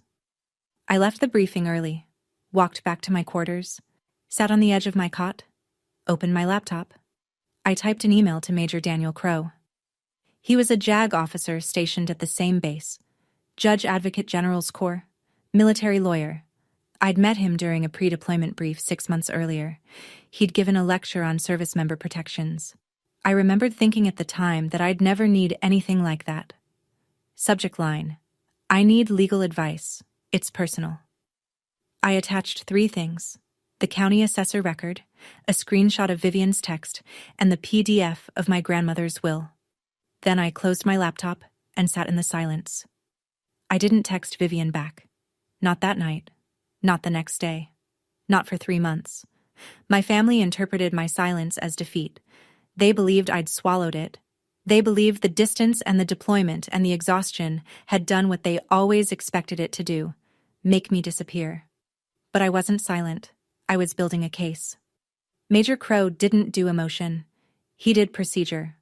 We met in his office the next evening, a plywood-walled room with a folding table, 2 chairs, and a stack of binders taller than the desk lamp. He'd already reviewed my email. Were you stateside on the date of the sale? No. Did you sign a power of attorney? No. Did you authorize anyone, verbally, in writing, by any means, to act on your behalf regarding that property? No. He wrote something on a yellow legal pad. Didn't look up. Then what we're looking at is forgery, and depending on jurisdiction, possibly wire fraud if funds were transferred electronically. He paused. And there's something else working in your favor. He set down his pen. You were on active duty under federal orders. The Service Members Civil Relief Act gives courts broad discretion when a service member's rights are compromised during deployment. It won't be the basis of your civil claim. The forgery does that on its own. But it tells the court exactly who your father chose to victimize, someone who couldn't fight back because she was serving her country. Judges notice that. The room felt very still. Can I handle this quietly? I asked. Within the family? Crow looked at me. He had the kind of face that didn't move much. Level eyes, flat expression. Like a poker player who'd long ago stopped pretending he was playing a game. Helena. First time he'd used my first name. They forged your signature on a legal document and sold your property. This isn't a family disagreement. This is a crime. First step is a police report, Crow said. You'll file that stateside. It creates a formal record. From there, you want a civilian attorney for the civil side, and the DA can decide on the criminal side. The 2 tracks run parallel. I sat with that for a moment. The air conditioner rattled in the wall. What do I need to do? Document everything. Every text, every email, every phone record. Don't contact your family again. Anything you say can complicate things. And when you're stateside, we'll connect you with a civilian attorney who specializes in real estate fraud. I nodded. That night, I started a folder on my laptop. I labeled it Meredith. Over the next 3 months, it grew thick. The silence drove them crazy. 3 weeks in, my mother started calling. I let every call ring through. The voicemails stacked up like geological layers, each one revealing more pressure, more desperation, more guilt. Week 1. Helena, honey, why aren't you picking up? I'm getting worried. Week 2. Your father is hurt that you're ignoring us. We're your parents. Week 3. Is this about the house? We did what was best for the family. You're being selfish. She texted too. Long threads that ping-ponged between worry and accusation. I can't sleep. Are you safe? Followed 12 hours later by, I didn't raise you to be this petty. Vivian added her own pressure. A photo of the restaurant interior, freshly decorated, candles lit on every table. Wish you could see this in person. Mom's been crying because of you. Because of me. My father sent exactly 1 message. It arrived at 6:14 a.m. My time, which meant he'd typed it late at night, possibly after a drink. No greeting, no sign-off. When you're ready to act like an adult, call me. I read every word they sent. I screenshot every message. I saved every voicemail. I forwarded everything to a dedicated email address that Major Crow helped me set up. Each item was logged with a date, time, and sender. At night, while the base slept, I sat on my cot with my laptop and built a timeline. The date my grandmother died. The date of the funeral. The date the power of attorney was notarized. The date the house was sold. The date the funds were transferred. The date of Vivian's text. Each date I cross-referenced with my deployment orders, which placed me firmly on the other side of the world. Every message they sent, every voicemail dripping with guilt and accusation, they were building my case for me, and they had no idea. Major Crow connected me with a civilian attorney named Rebecca Holt. She practiced out of Raleigh, specialized in real estate fraud, and had a reputation for being thorough in the way a surgeon is thorough, precise, unhurried, and unsentimental. Our first video call happened at 11 at night my time. Rebecca's office was bright behind her. She'd already pulled the public records. Walk me through the family dynamic, she said. No small talk. I gave her the short version. She listened without interrupting, then turned her screen to show me a document. This is the power of attorney your father filed with the county. It authorizes Richard H. Wolfe to sell the property at 1140 Lakeshore Drive on behalf of Helena Wolfe. She zoomed in on the bottom of the page. That's supposed to be your signature? I looked at it. The handwriting was close. My father had practiced, but the slant was wrong. The tail on the A in Helena curled the wrong direction. It's not mine. I know. She scrolled down. The notary who certified this is a man named Greg Parson, licensed notary in your father's county. And this is the part that matters. He and your father worked together at First Union Bank for 9 years. The air left my chest. Standard procedure, Rebecca continued, requires the signer to appear in person before the notary, or, at minimum, verified identity through a remote process. Neither happened here. Your father walked in with a forged document, and his old colleague stamped it. What's the penalty for that? Forgery of a deed or similar instrument is a Class H felony in North Carolina. That carries 4 to 25 months in prison. And a permanent criminal record. She paused. For your father? The notary could face his own charges, and he'll almost certainly lose his commission. I said nothing for a long time. That's my father. Rebecca's voice softened, just slightly. I know, but he made that choice when he signed your name. She told me one more thing before we hung up. Helena, the restaurant your sister opened? If it was funded with proceeds from a fraudulent sale, every dollar is traceable. Every single one. Rebecca moved quickly. Within a week, she had the forged power of attorney sent to a forensic document examiner, a woman named Dr. Linda Pace, board certified, with 20 years of courtroom experience. I provided comparison samples. My real signature from military records, tax filings, my officer commission paperwork. All on file, all verifiable, none anywhere my father could have accessed. While Dr. Pace did her work, I made another call. Maggie Calloway picked up on the first ring, like she'd been waiting. I need to ask you something, I said, about my grandmother's state of mind when she made her will. Sharp as a tack, Maggie said immediately. Your grandmother balanced her own checkbook until 3 weeks before she passed. She drove herself to the attorney's office to sign that will. I know because I went with her. My chest tightened. You were there? Sat in the waiting room. She came out and said, "It's done. Helena gets the house." And then she told me something I never forgot. I held my breath. She said, "Richard will try to take it. That's why I'm putting it only in Helena's name, not the family." Helena. I pressed my hand over my mouth. My grandmother knew. She saw it coming. She knew her own son well enough to predict exactly what he would do, and she'd tried to protect me the only way she could. If you ever need me to say that in front of a judge, Maggie added, her voice steady, I will. I promised your grandmother I'd look out for you. And I don't break promises, sweetheart. I thanked her. I tried to keep my voice even. I mostly succeeded. After we hung up, I sat alone in my quarters for a long time. My grandmother had known. She'd known. And she'd built what walls she could around me.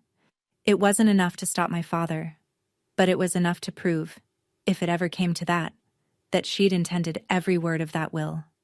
Meanwhile, my sister was building a monument to her own guilt and posting it online for everyone to see. Vivian launched an Instagram page for the restaurant. Professional photos, warm lighting, carefully styled plates. She wrote long captions about family and legacy. One post got over 200 likes. The caption read, "This restaurant is my grandmother's legacy. Our whole family came together to make this happen. Grandma always said food brings people together. This is for you, Grandma." Our whole family. I read that line sitting on my cot at 1 a.m., and something cold moved through me. I wasn't part of our whole family. I was deployed. I wasn't consulted. I wasn't asked. My name was forged on a legal document so my sister could hang Edison bulbs and buy a commercial oven. But Vivian didn't see it that way. To her, this was a feel-good story. Granddaughter honors grandmother's memory through food. Beautiful, shareable, likable. The comments poured in. So beautiful. Your grandma would be so proud. My mother had commented too. So proud of you, sweetheart. Nobody asked where the money came from. I screenshot the post, the caption, the comments, the date stamp, the engagement metrics. I sent it to Rebecca.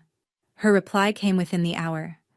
This is public evidence that she's spending the fraudulent proceeds and constructing a false narrative. She's using the word family to imply collective consent. Keep documenting everything she posts. So I did. Every photo, every caption, every comment. I saved them all in the folder labeled Meredith. My sister was telling the world a beautiful story about our grandmother. She just didn't realize that every word of it was building a case she couldn't take back. The money wasn't the worst part. I found out the worst part on a Tuesday, during a routine email exchange with Maggie Calloway. She'd been sending me small memories, stories about my grandmother, recipes she'd found in Grandma's kitchen, photos from holidays I'd missed. They were a kindness I didn't know I needed. Then, buried in a long email about Grandma's garden, Maggie wrote something that knocked the air out of me. She tried to call you, for the last 2 years. Over and over. She'd phone your parents' house and ask them to pass along the message. She didn't have your military number. She told me once, "Helena never calls back. I think she's forgotten about me." It broke my heart. I read it twice. Then I read it again. My grandmother never had my direct number. She was 77, not comfortable with email, and she'd always called through my parents' landline. That was how we'd done it my whole life. She'd call the house, and they'd patch me through or pass along a message. But I hadn't received a single message from her in 2 years. Not one. I couldn't prove then that my father had deliberately intercepted her calls. But the timeline was damning. She called. He answered.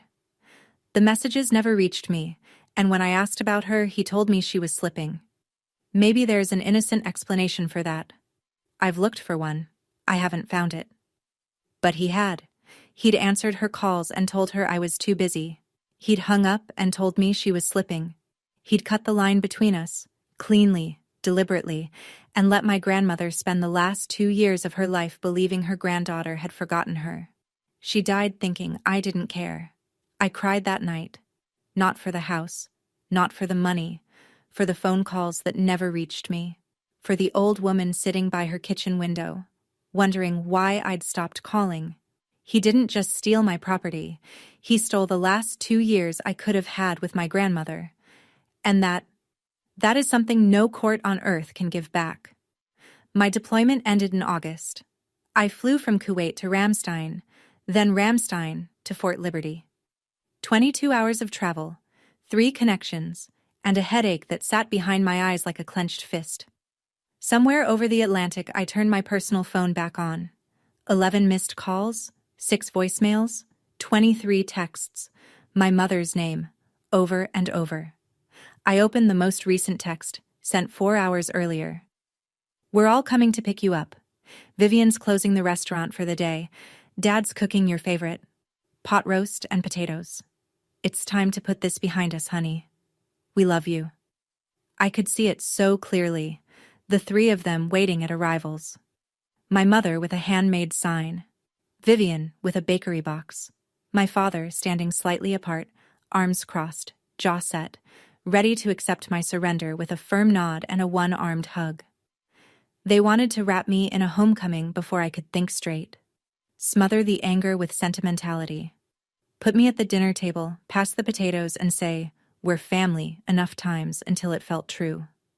I'd seen this play before. Every holiday, every argument, every time one of us stepped out of line, the Wolf family reset button. Sit down, eat, pretend it didn't happen. Not this time. I called my mother, kept my voice level. Don't come to the airport. I need a few days to settle in. Helena, please. Your father is trying. I'll call when I'm ready. I hung up. Then I dialed Rebecca Holt. I land Thursday. When can we file? Rebecca paused. The complaint is drafted and ready. But Helena, there's something you should know first. Her voice shifted. The notary?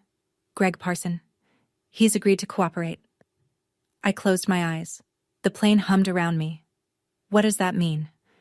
It means he's scared. And scared people talk. That night, alone in my hotel room near the airport, I almost called my mother. My thumb hovered over her name for a long time. Some part of me, the part that still remembered birthday cakes and braided hair and being carried to bed, wanted to hear her say she was sorry. Wanted to hear her say it was a mistake. That they'd fix it. That I could come home and it would be like before. I put the phone down. Because before was a lie too. I just hadn't seen it yet. I landed Thursday afternoon. By 5 o'clock, I was standing in my apartment near Fort Liberty, a one-bedroom I'd rented before deployment, barely lived in, still smelling like cardboard and cleaning product. I dropped my duffel by the door, locked the deadbolt, and stood in the silence for a moment. Then I heard voices. I turned the corner into the living room and stopped. My father sat on my couch, legs crossed, one arm stretched along the back. My mother stood in the kitchen, unpacking grocery bags. Vivian leaned against the counter, scrolling her phone. They all looked up at the same time. Welcome home, soldier. My father smiled. It didn't reach his eyes. Vivian held up a white box. I brought something from the restaurant. You have to try it. My mother rushed toward me, arms open, tears already falling. We missed you so much, honey. I didn't move. I looked past them to the kitchen counter, where my spare key sat next to a bag of lemons. How did you get in? I used the emergency key, my mother said, still reaching for me.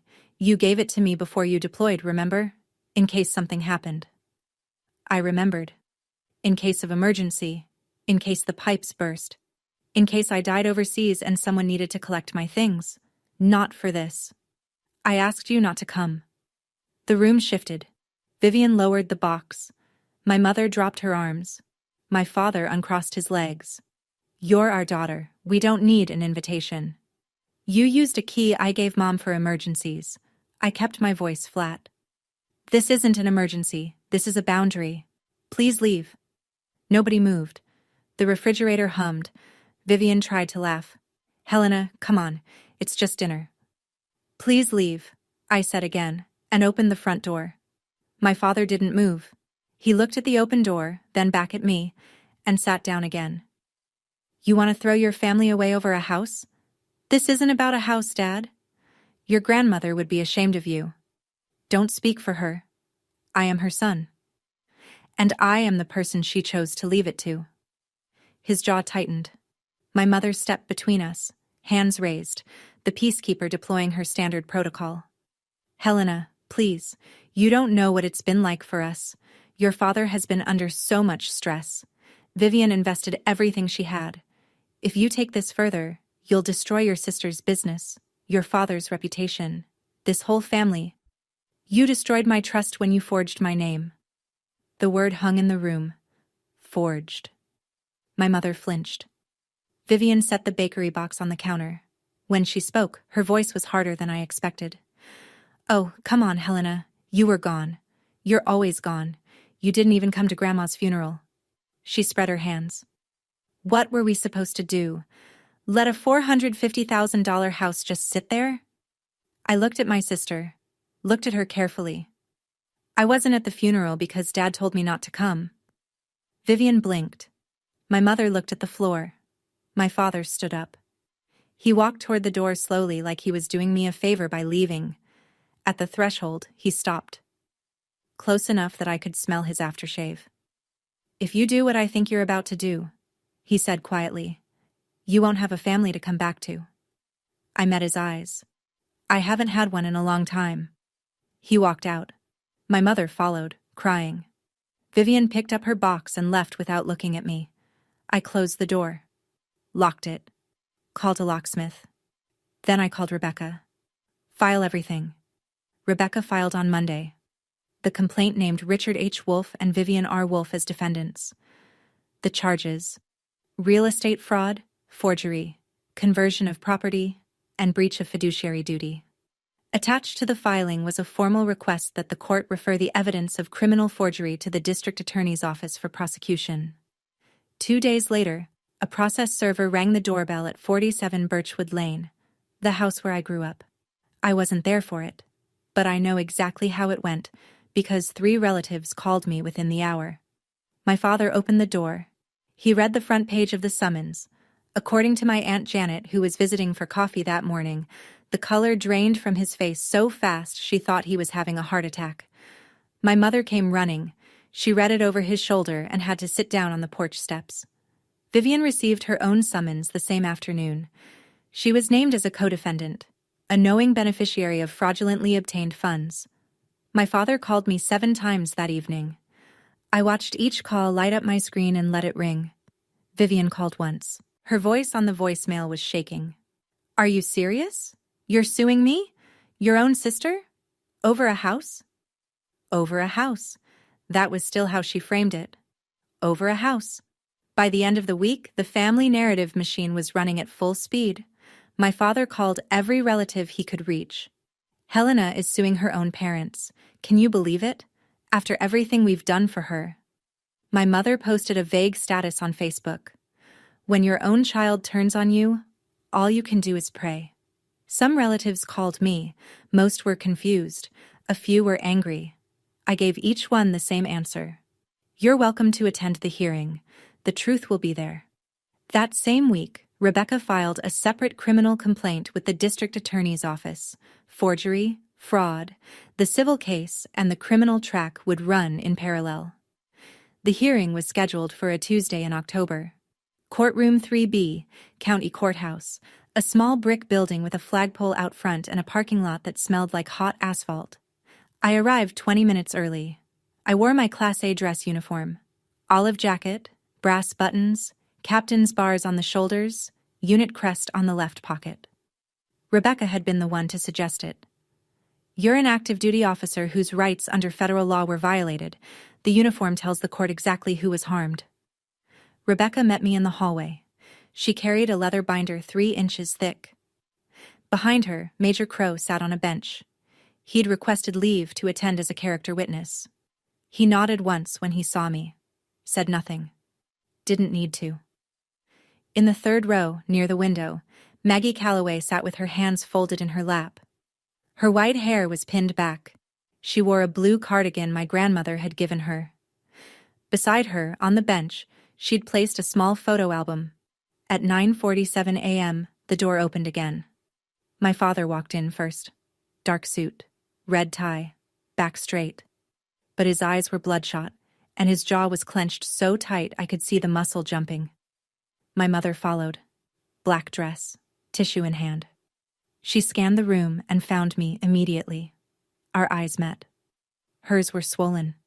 Vivian came last. Black dress, dark circles under her eyes. She didn't look at me. Their attorney, a man named Gerald Pratt, competent enough for small-town real estate closings, but clearly out of his depth in a fraud case with forensic evidence and federal overtones, directed them to the far table. I later learned my father had called 3 other firms first. 2 declined after reviewing the case. The 3rd quoted a retainer he couldn't afford. My father looked at me across the aisle, looked at the uniform. Something moved in his expression. Surprise? Maybe? Or recognition. The daughter he'd dismissed had come back dressed in exactly the thing he'd told her she'd regret. I held his gaze for 2 seconds. Then I turned to face the bench. The judge entered. We all rose. Judge Patricia Whitmore was in her late 50s, with reading glasses on a chain and a voice that carried without effort. She reviewed the filings, then turned to Rebecca. "Counsel for the plaintiff, proceed." Rebecca stood. She didn't rush. "Your Honor, the plaintiff, Captain Helena Wolfe, is the sole named beneficiary of real property located at 1140 Lakeshore Drive, Lake Meredith, per the last will and testament of Margaret E. Wolfe, deceased." She opened her binder. "We will demonstrate that the defendant Richard Wolfe fabricated a power of attorney bearing the plaintiff's forged signature, had it fraudulently notarized, and used it to sell the property for $450,000, while the plaintiff was deployed overseas on active military orders. She laid out the evidence with the precision of a surgeon arranging instruments. Exhibit A, the forensic handwriting analysis from Dr. Linda Pace, concluding with 99.7% certainty that the signature on the power of attorney was not Helena Wolf's.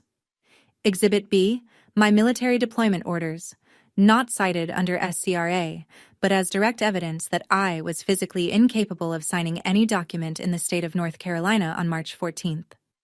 Exhibit C, the property transfer records showing the $450,000 deposited directly into an account registered to Vivian R. Wolf. Exhibit D, text messages from both defendants, demonstrating knowledge and intent. Rebecca highlighted Vivian's text to me, the photo of the restaurant sign with, "Thanks for your service." She showed the Instagram posts where Vivian wrote, "Our whole family came together." Then she pulled up bank records showing the $450,000 deposited directly into Vivian's personal account. Not a family account, not a trust. Vivian's name, Vivian's account. Ms. Wolf didn't just benefit from the fraud, Rebecca told the court. She received the proceeds, she knew the source, and she publicly celebrated it. The defense attorney adjusted his glasses, stood slowly. "Your Honor, my client believed he was acting in the best interest of the family estate. There was a verbal understanding." "Was there written authorization from the property owner?" Judge Whitmore asked. "No, Your Honor." "Then there was no authorization. Continue." The defense attorney called my father to the stand. Richard straightened his tie and walked to the witness box. "My mother wasn't thinking clearly when she wrote that will," he said. "The house was always meant to stay in the family." Judge Whitmore looked at him over her glasses. "Mr. Wolf, was your mother declared mentally incompetent by any medical professional?" "No." "Did you contest the will during the probate process?" "No." "Then the will stands as written." My father sat down. His shoulders dropped 2 inches. Judge Whitmore reviewed her notes. "Plaintiff's counsel, do you have additional witnesses?" "One more, Your Honor. Mrs. Margaret Calloway." Maggie stood slowly. She smoothed her cardigan, my grandmother's cardigan, and walked to the witness stand with the careful steps of a woman who knew exactly where she was going and why. Rebecca asked the first question. "Mrs. Calloway, how long did you know the decedent, Margaret Wolf?" 42 years. She was my neighbor and my dearest friend." "In your observation, was Mrs. Wolf mentally competent when she drafted her will?" Maggie's chin lifted. "Margaret Wolf was the sharpest woman I ever knew. She balanced her own checkbook until 3 weeks before she died. I drove with her to the attorney's office the day she signed that will. She walked in alone. She walked out and told me, 'It's done. Helena gets the house.'" Rebecca paused. "Did she say anything else?" Maggie looked directly at my father. Her voice didn't waver. "She said, 'Richard will try to take it. That's why I'm putting it in Helena's name.' Not the family. Helena." The courtroom went still. I saw my Aunt Janet press her hand to her mouth. My father stared straight ahead, unblinking. "There's one more thing," Maggie continued. She hadn't been asked, but no one stopped her. "Margaret tried to call Helena for 2 years before she passed. She'd phone Richard's house and beg him to pass along a message. He never did." Her voice cracked. "She told me once, 'I think Helena has forgotten about me.' She died believing that. And it wasn't true." Something small and terrible happened in the room. The air changed. The relatives who'd come to support my father shifted in their seats. One of them, a cousin I hadn't seen in years, looked at Richard like she was seeing him for the first time. My mother covered her face. Vivian stared at the table. My father didn't move at all.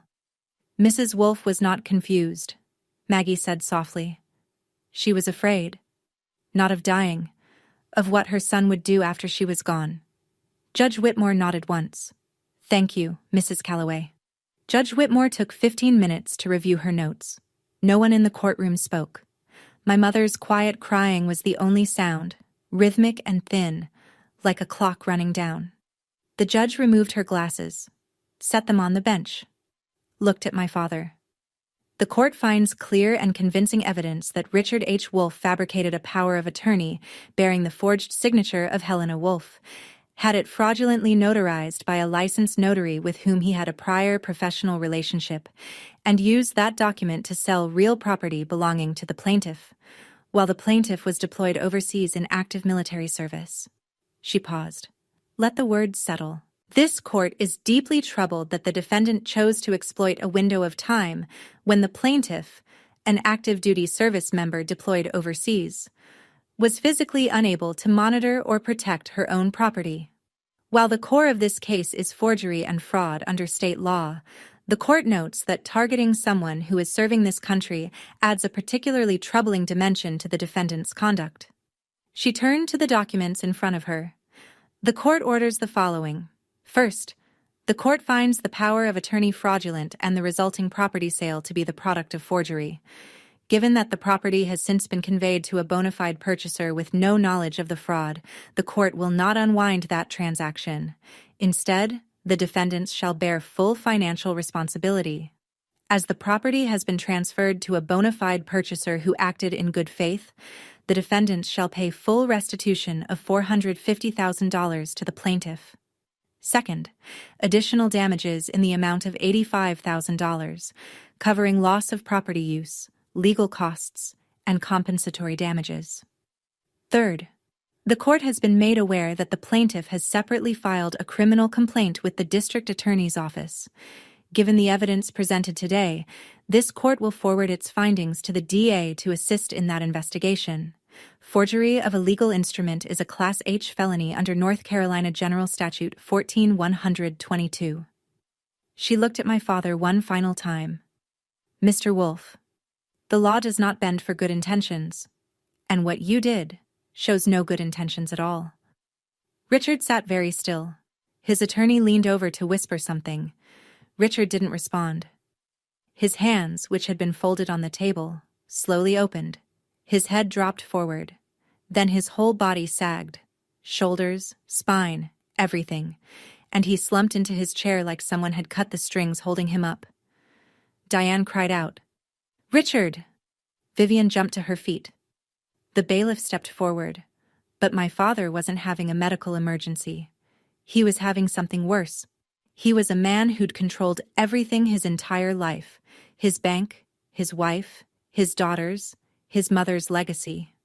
And in one afternoon, in front of his family and a room full of witnesses, he'd lost it all. The courtroom emptied slowly. My father was helped to his feet by his attorney and the bailiff.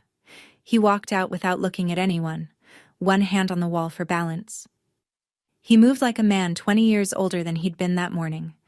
I was gathering my things when my mother appeared in the hallway. She'd stopped crying. Her face was tight, blotched, furious. "Are you happy now?" She blocked my path. "You've destroyed your father." I looked at her. The woman who'd taken my emergency key and used it to ambush me. The woman who'd watched her husband forge my name and said nothing. The woman who'd posted on Facebook about her ungrateful child while I was building a legal case 6,000 miles away. "He destroyed himself, Mom. I just brought evidence." She opened her mouth, then closed it. She stepped aside. Down the hallway, Vivian stood alone.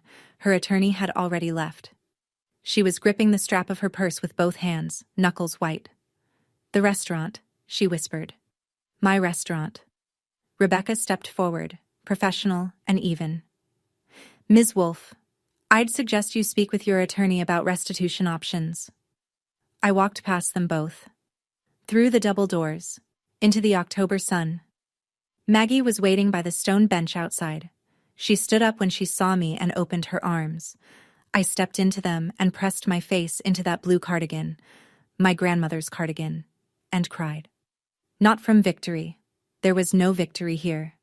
Just a woman getting back what should never have been taken, at a cost no one should have to pay. "She'd be so proud of you," Maggie said into my hair. Across the parking lot, Major Crow leaned against his car, arms folded. He caught my eye and gave a single nod. Nothing more was needed. I drove home alone. I didn't turn on the radio. I pulled my grandmother's photo from my wallet, the one from the lake, the two of us on the dock, me at 10 years old, and propped it on the dashboard. I sat there a long time. The weeks after the hearing moved in a straight line. The district attorney's office opened a formal investigation into the forgery. My father hired a criminal defense attorney, a different one from the civil case. The retainer alone, I was told, cost more than his car was worth. Greg Parson, the notary, folded almost immediately. His cooperation statement was plain. Richard Wolf came to my office and told me this was a family arrangement. He said his daughter had given verbal consent. When asked if he'd verified my identity, confirmed my presence, or followed any of the legally required procedures for notarizing a power of attorney, Parson admitted he hadn't.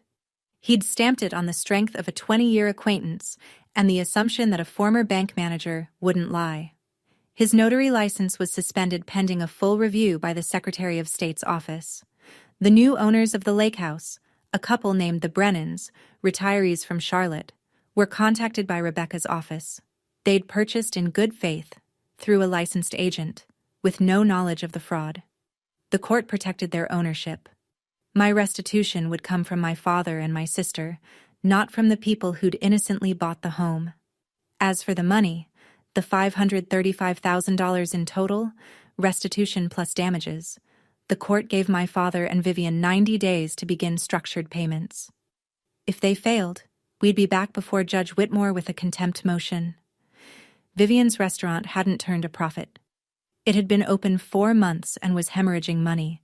The equipment was leased. The lease on the building was 12 months, non-transferable. Every dollar she'd poured into Maggie May's table was a dollar stolen from me and built on a document that never should have existed. Rebecca called me on a Friday afternoon. "The system is moving, Helena. Let it do its work." I hung up and sat on my porch. The sun was going down. Somewhere, my father was reading criminal statutes with a lawyer he couldn't afford. I didn't feel better. I just felt right. Small towns have long memories and short fuses. Within 2 weeks of the hearing, everyone in my parents' circle knew. Not because I told them. I didn't post anything, didn't make a single call. The courtroom had done the work. A reporter from the county paper had published a short item in the court proceedings column, a civil fraud case involving a forged power of attorney and the sale of a deceased woman's property. No names, criminal charges hadn't been filed yet, but in a town of 11,000, everyone knew who lived on Lakeshore Drive. The phone calls came to me in a slow, steady wave. First, my Aunt Janet. She was crying. "I knew something was wrong at Thanksgiving when your father got so defensive about the house. I should have said something.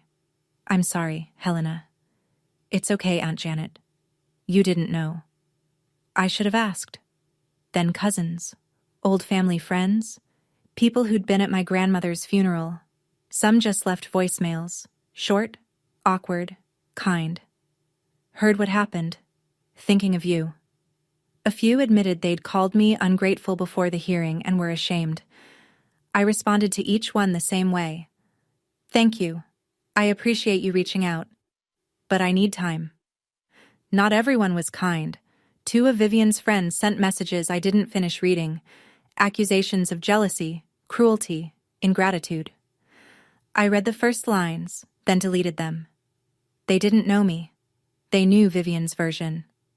One text stood out from the rest. An old neighbor of my parents, a man named Frank, who'd known my grandmother since the 1980s. He wrote, "Your grandmother was a good woman who raised a good granddaughter.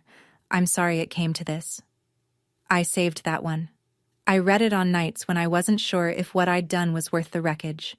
It always was. Money reveals what character hides. Vivian couldn't pay. Maggie May's table had never turned a profit.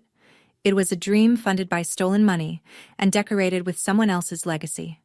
Within 6 weeks of the ruling, Vivian listed the restaurant's equipment for sale. The commercial lease couldn't be transferred. She negotiated an early termination with the landlord that cost her another $8,000 she didn't have. The sign came down on a Thursday. I know because Maggie Calloway drove past and told me. "That green sign with your grandmother's name on it," she said. It's gone. Good. My father's situation was worse. The criminal defense attorney's fees were climbing, his retirement savings, the ones he'd guarded so meticulously all those years on his spreadsheets, were bleeding out. He and my mother put the family home on Birchwood Lane up for sale, the house where I grew up, the house where he'd sat at the head of the table and decided what happened to everyone in it. They moved into a 2-bedroom rental apartment on the east side of town. My mother sent me one final text. I hope you can live with yourself. I read it. I didn't respond. I saved it. Habit by now. Vivian moved to Asheville. She got a job managing someone else's restaurant. No ownership. No sign with her name on it. No Instagram posts about legacy. I didn't celebrate any of this. There's nothing to celebrate when your family burns down and you're the one holding the match, even if the fire was their fault. But I did one thing. I took a portion of the restitution and contacted my old high school. I set up a small scholarship fund for graduating seniors planning to serve. Military, Peace Corps, AmeriCorps. Anything that took them away from home to do something larger than themselves. I named it the Margaret Wolfe Memorial Scholarship. Not because I wanted anyone to know, because my grandmother always said, "Help the ones who have no one in their corner." She would have liked that. I drove to Lake Meredith on a Saturday in November. I didn't plan it. I'd been running errands, dry cleaning, oil change, the ordinary machinery of a life reassembled, and found myself on the county road that led to the lake. I followed it without thinking, the way your body remembers a route your mind has tried to forget. The house was still there. New paint, a soft gray, replacing the white I remembered. New fence. The porch railing had been replaced, and the old wooden swing was gone. In the front yard, the new owners had planted sunflowers, tall and heavy-headed, leaning toward the road. I pulled over and turned off the engine. The dock was visible through the side yard. Same shape, same weathered wood. The water behind it was flat and silver, catching the November light. I remembered the summer I was 12.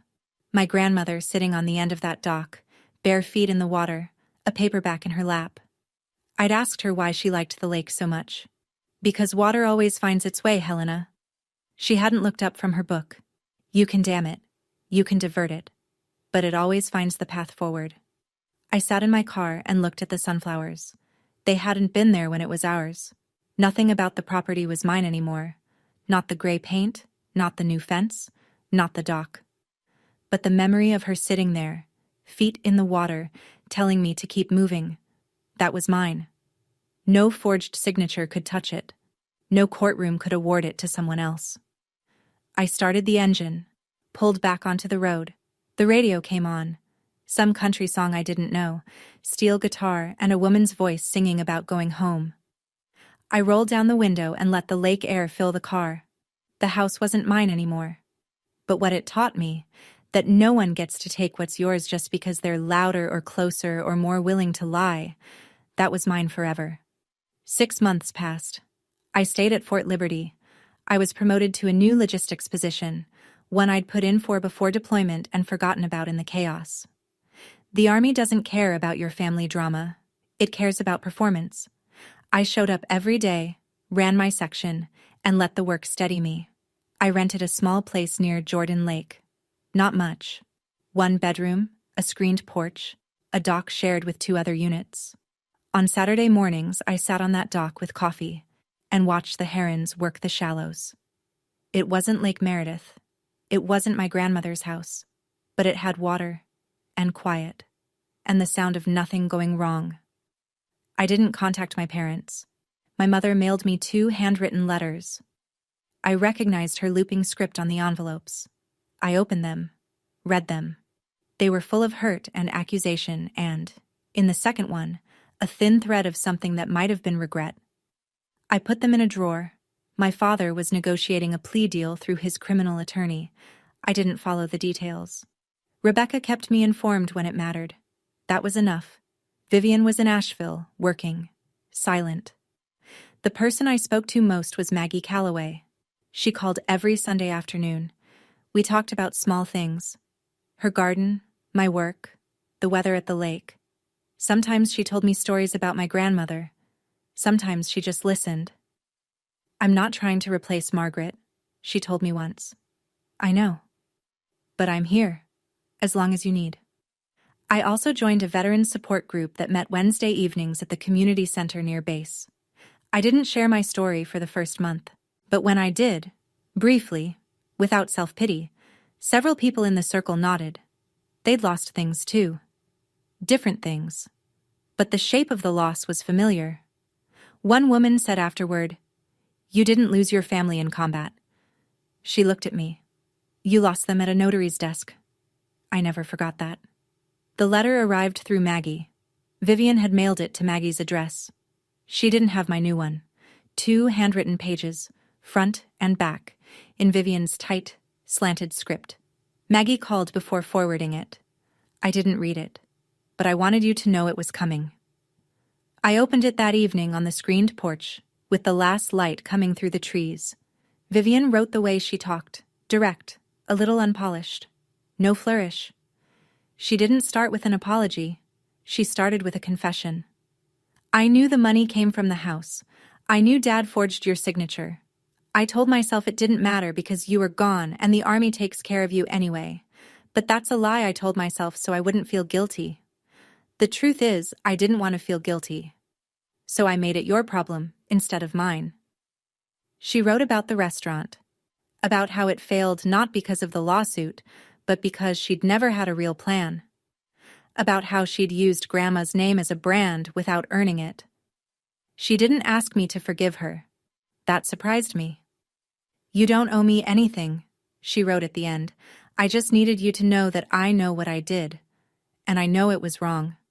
I read the letter twice, sat with it for a while, listened to the frogs down by the water. I didn't know if she meant it. Maybe she did. Maybe it was another performance. But I realized it didn't matter. Not right now. My healing wasn't dependent on her sincerity. My peace wasn't a door she could open or close. I wrote back. Short. 1 paragraph. "I read your letter. Thank you for writing it. I'm not ready for more than that. Take care of yourself, Vivian." I sealed it, stamped it, drove it to the post office the next morning. It wasn't an open door, but it wasn't a wall either. It was a boundary. And boundaries, I'd learned, don't have to be angry to be real. So that's my story. I'm not telling it because I want sympathy. I'm not telling it because I want you to hate my family. I'm telling it because I know, that some of you are listening to this right now with a knot in your stomach because you recognize something. Maybe it's a parent who treats your silence as permission. Maybe it's a sibling who takes and calls it family. Maybe it's the way someone you love made a decision about your life, your money, your property, your time. And when you pushed back, they said you were the problem. If that's you, I want to say something. You are not ungrateful for protecting yourself. You are not selfish for saying no, and you are not alone. My grandmother taught me that water always finds its way. I lost her lake house. I lost the family. Or what I thought was a family. But I found my own path. It runs through a small apartment near Jordan Lake, through a courtroom where I stood in my uniform and told the truth, through a Sunday phone call with an old woman in a blue cardigan who promised my grandmother she'd look out for me. Setting a boundary isn't punishment, it's self-respect with a return address. I don't know what happens next with my father, with Vivian, with my mother. Maybe one day we'll sit in the same room again. Maybe we won't. But I know this. Whatever happens, it'll happen on terms I've chosen. Not terms that were forged in my name while I was 6,000 miles away, serving a country that at least had the decency to put its agreements in writing. If you've ever set a boundary, or if you're working up the courage to set one, tell me about it in the comments. I read every single one. Thank you for listening. Thank you for staying to the end. If this story stayed with you, I have one question. Which moment hit the hardest? The judge's ruling, or Helena standing at the lake one last time? Drop your answer below. And if you want more stories about people who chose courage over comfort, family drama that ends with justice, and boundaries that changed everything, check the description for more. I'll see you in the next one. Thank you for being here.